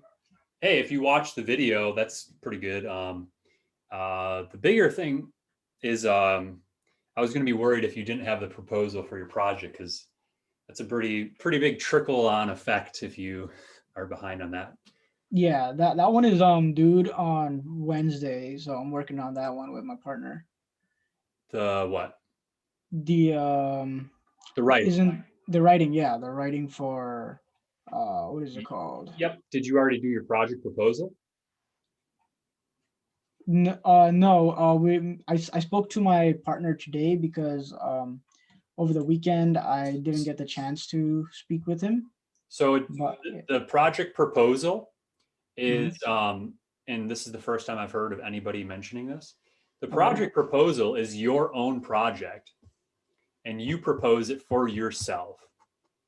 okay. So maybe I need to send out a clarifying email so that just in case anybody else.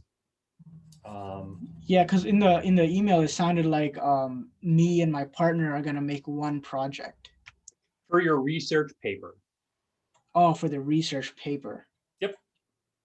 And it could have been that I didn't make it very clear. I'll double check just from my own sanity and making sure I'm doing things correctly. But yeah, Okay. so you should, and make sure you let your partner know. Obviously, I'll send out an email. You should all have your own projects that you're doing by yourself. And then you're meeting with your partner to decide, oh, hey, what's your project about? Oh, mine's about this. Oh, what's the overlap? Oh, okay. Well, let's research this quantum computing because, or, whatever. We'll research And you write about it. and then find something, podcast, a TED talk, a, a published article somewhere, whatever. Pick something that's related, read through it, listen through it, whatever, and then you and your partner can write about it. So, and the way I said to maybe approach it is like, you guys just write your own,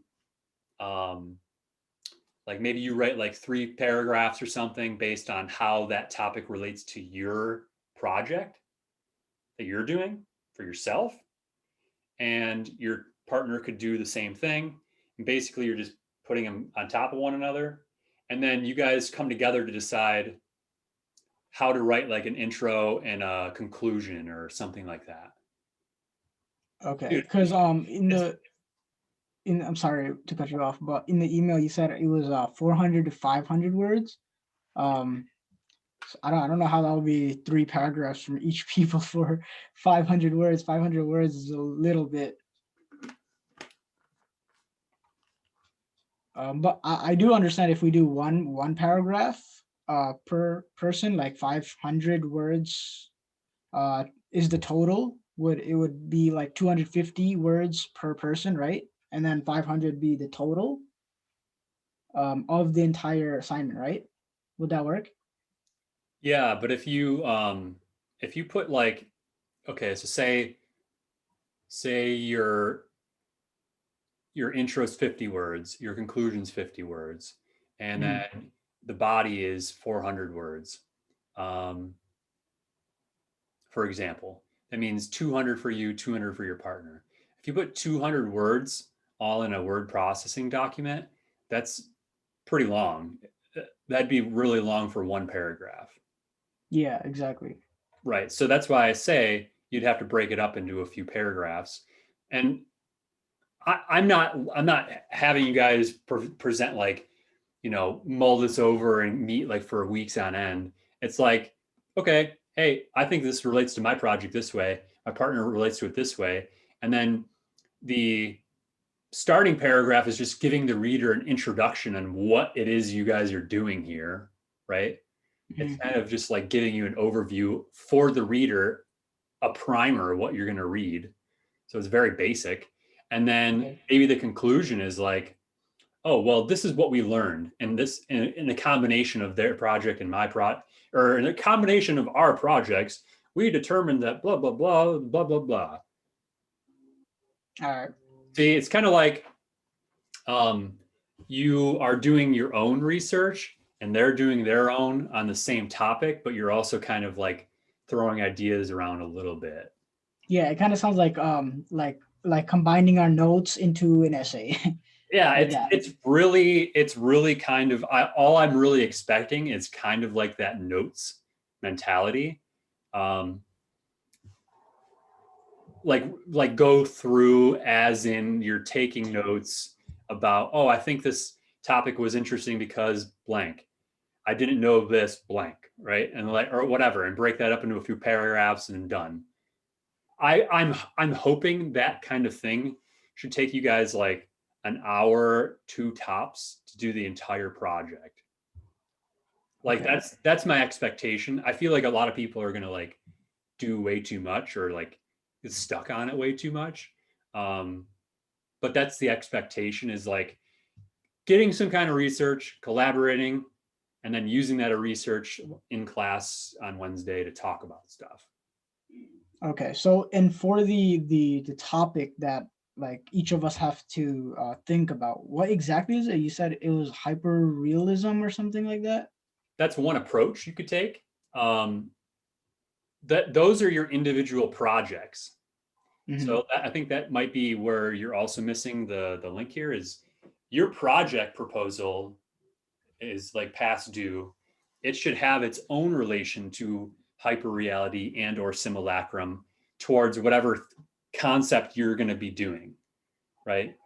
So if you go to the project proposal page, it'll give you instructions you know, you read the requirements on the project page and the requirements for writing your proposal. It should only be like 3 or 5 sentences long. Mhm. And then you're going to use that as, oh, I'm doing a project on how kitty cats, if you stare into their eyes, it'll make you go crazy. Okay. So it could be like about anything, but as long as it relates to the general like the general topic that you. Yeah, I gave you guys that structure of hyperreality or simulacrum as like a way to take an idea and then with a focus on this particular aspect of that idea, or how could it evolve in that way. Okay. So then your research topic could be along that hyperreality combined with your project and theirs, or it could just be the fact that you're doing something about crazy cats and they're doing something about, you know, quantum physics or whatever. And what's the thing in between the two? That might be really hard to figure out. You just make it up though. Like, even if it's like, even if there's nothing there, you got to just pick something. Like, So we can make that up then, like that connection. as long as there's some kind of way that it benefits you in researching it. How So does like if there's like a video or like a article that's about it, you know, like about the connection. how does that research into that area help you better understand your project and for your partner so they can better understand their project? Give you some other avenue to be thinking about. That's the connection it has to have. It just needs to be like, by you doing it, you're not wasting your time, you're enhancing your project. Okay. You see what I mean? Mm-hmm. So it's kind of like a complex complexly, I'm breaking it down for you guys in a complex way. But I'm really excited because I think even though it could be very abstract and playful and, you know, off the wall or whatever, if that helps you make a project that's playful and off the wall or whatever, I would say that's a success, right?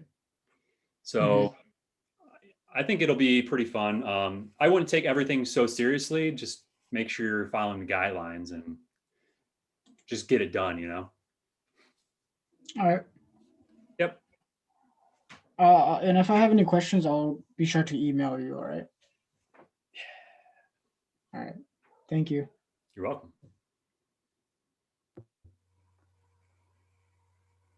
Questions? I just have one really quick question. Just because I joined late, who was my partner again, so I can reach out to them?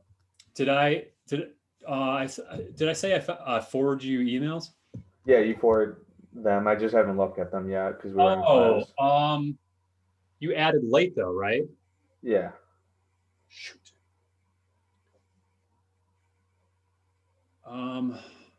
Benjamin, do you have a partner?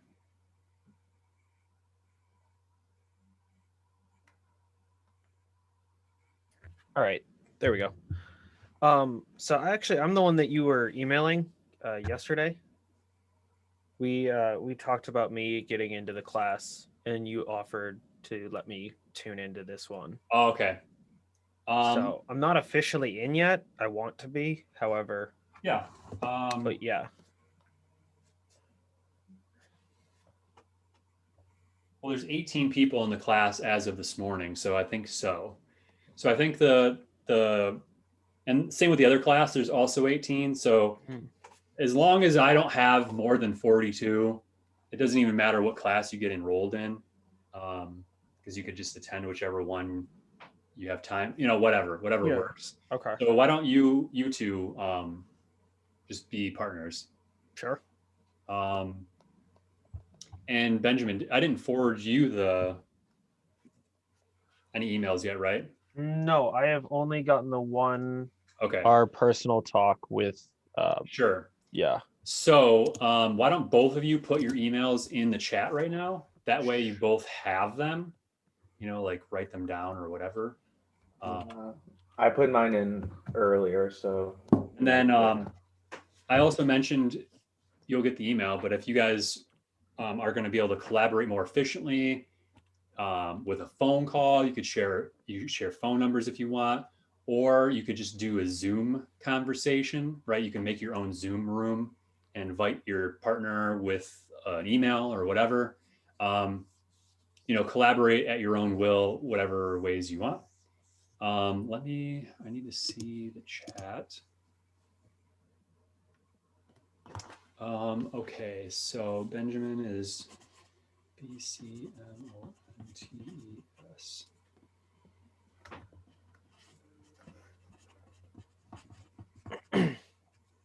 And I'll sorry. I actually joined a little late on accident. I thought it started at 3, so I looked at my schedule and it was like, oh, it's 2:30, and I missed. Oh God. And So this I is don't. Yeah. So I don't think I got Richie's. I don't think I have yours because all I have in chat is Christine saying the first layer. That's the first chat I have. Oh, okay. I'll just resend it again. Yeah, I was going to copy and paste, but I can't paste it for some reason. All right, so this is the time you prefer anyway, right? Yeah, this is the time that works best.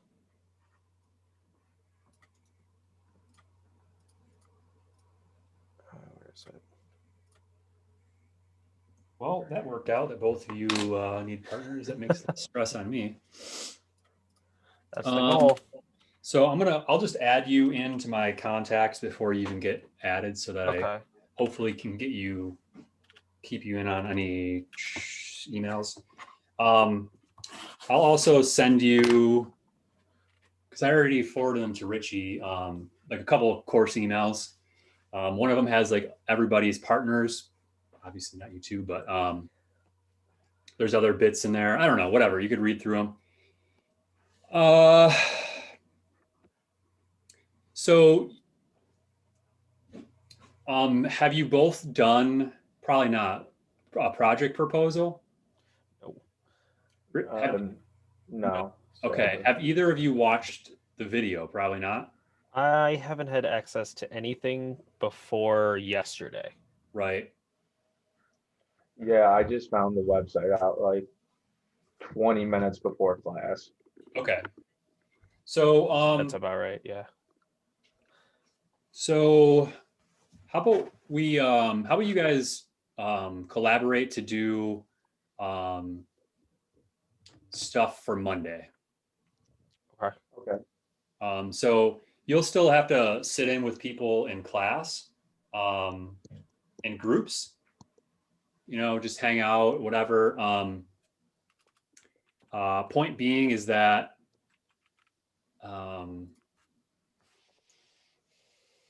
you guys will have to let whoever I put you with know that you're not going to be presenting for any of them, right? So say, Benjamin, I put you in with Alex and Andrew. You're going to let them know that you're going to be doing that part of your assignment on Monday, and they're just going to have to describe to each other. They're going to present for each other or whatever. And then you can still obviously ask questions, give input, whatever, right? You're not just a brick in the wall just sitting there. But that way, then you two will just explain each other's on Monday and whatever. It might even give you easier preparation, I guess. But it's way too rushed, I think, to do it the other way around, especially if you're not caught up. So that means that I still want you guys to focus on getting the quiz out of the way today, just so it's easier for me managing. About the quiz, where is that? I've been trying to explore your website. Yep, I'll orient you. All right. So yeah, everything that we should need for class is going to be right underneath the DMS121 page, right? And so there's either this main link here or the main page, I refer to it as, which has pretty much everything you need, like links to the exercises, projects. our Zoom, but also the schedule. And I usually tell people just bookmark the schedule, because then you can check it. I usually try, every time I update it, I usually try to update the time, because each semester I just reuse as much as I can, right? All the links are there, but the dates aren't correct. So I only have a few days updated, and I'm trying to get further out, but I keep coming up with procrastination excuses like the Super Bowl or something, you know? So as you go along here, you'll see that I do have like an introduction video to Project One. So if you read through the project page, and you're confused, you could always watch my short description, and that should clarify anything. You could also follow up with any questions on Wednesday, like office hours on Wednesday. So the quiz itself is listed right here. You just need to have Lockdown Browser installed. So you just click that link, sign into UB. It'll install like a program on your desktop. You just launch that. It should bring you to your hub and Blackboard, and then you just navigate to the class. There should be a quiz listed. You launch the quiz. It'll close other apps. It'll make you use your webcam. It's basically like a proctor, software. It's kind of annoying getting it all set up for one quiz, but once it's done, that's the only one we have for the semester. Okay. So, Sorry, one question. Will I be able to access this quiz if I'm not in the class on UB? Because I'm not actually currently enrolled. So would I have to be enrolled for the class to access the quiz? probably. I'll just let me know when you're in the class, Okay. and I'll see if I can retroactively just open it up for you. All right. I need to And if email. not, then Who is it? Bradley. Yeah. I need to email him. Well, I already forwarded, or I included him on the email, but Okay. you could still reply to that, Mhm. and just take me out, but you could keep the same thread going. Okay. Yeah. Just reply to him on that, and see if you can get him going. Yep. If later, once you're at it, I'll try to retroactively let you take it. If not, then I'll just excuse you for it or whatever. But Okay. I'd still, at bare minimum, go over. It covers stuff that I went over in the computer basics lecture, but it also covers the vocab, the first vocab. Right. Okay. I just want to make sure you knew. Yep. Like as the semester goes, I still will be giving everybody access to the vocab that I've had in the past with terms and such. I still expect you guys to look over them as we go along, because having that insight is going to be helpful for talking to each other, understanding the content. I'm just not going to be grading your attention on those. I've shifted. This is what I explained at the beginning of the semester. I took away quizzes for the most part so that you guys have these more collaborative research components based on what you're interested in. And hopefully that ends up being a more productive process, especially during COVID. Everybody's more isolated. Having some kind of collaborative thing rather than studying words is going to be better, So, any follow-ups? No, that's Hey, that's Bernard. about it for me. Yeah. So I just rejoined All right, the guys. Zoom call because I forgot to tell you this, but this weekend I came down with a really bad cold, and I didn't realize that I was supposed to submit the proposal yesterday before 11:59. So I mean, I just had a Zoom call with my partner, and everything went well. So we're like ready to start rolling out with the project, but I just have to write in my proposal. Is that fine if I could get it in by today? Your project proposal? Well, it's like the project proposal, I believe. Now, you're aware that it's your own project proposal, right? Not a combination of your. Oh yeah, I'm fully aware of that. Okay, well, some people had confused it. I think Yeah. I'll probably send out an email just to make sure nobody messes up. Yeah. So yeah, I'd get that in because then yeah, you need to collaborate with your partner to get writing. Do you have any follow-ups of concerns of how to approach this? Because if you're kind of lacking on time, I want to make sure you can like dive in quickly or No, I'm fully aware that I'm coming up with my own, creative part of this project, and then we're just gonna fuse in both of those ideas by connecting them through, a certain I guess topic, or finding a way to connect them. And yeah, just finding like an area of overlap yeah. and then finding doing some kind of research like a TED Talk, Yeah. podcast, whatever, Yeah. about that overlapping topic. And Definitely. then you write some body paragraphs and how it relates to your project. Yeah. And what you found, what you learned, how this is interesting, whatever. Yeah. Partner does that. You write an intro explaining to me, the reader, that this is what we're going to talk about. Mhm. And then the conclusion is going to be like a collaborative event between you two. Like, what's the total takeaways or whatever, and blah, blah, blah, right? So everything we write on those body paragraphs is gonna be going back to that overlapping theme of how it brings our project together. You don't have to. That could be if you want to take that approach. Yeah. I just want to, I guess what I wanted to was you to just focus on that, because the overlapping elements Yeah.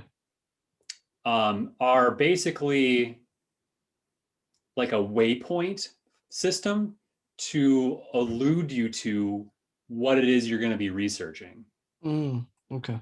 Right? It's like a takeoff point. Oh, we're going to research robots and dinosaurs. Yeah. All right, and then we got to find something that overlaps between the two of those. Well, what is that? I don't know. Something about DNA and sequencing DNA, maybe, or something. I don't know, right? Yeah. And then how does sequencing DNA relate to you that's doing dinosaurs? And what are you learning about that sequencing of DNA? And then what are they learning about the sequencing DNA with the robots? I see.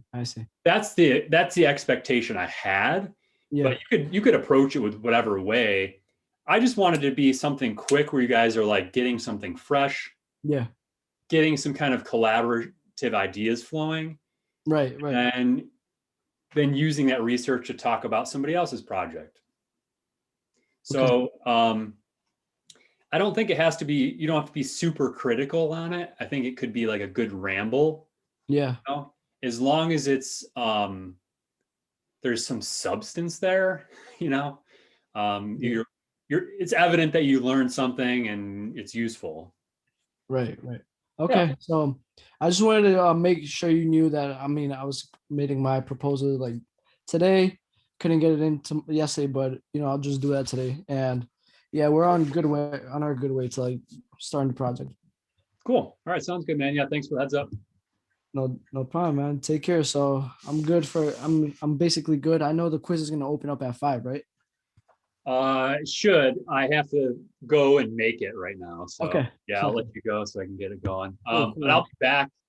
It'll be open for a day. Okay. So if you have any more questions, I'll still be around after 5 if you want to hop back in at all. Okay, cool, man. Have a good one, Bernard. You too.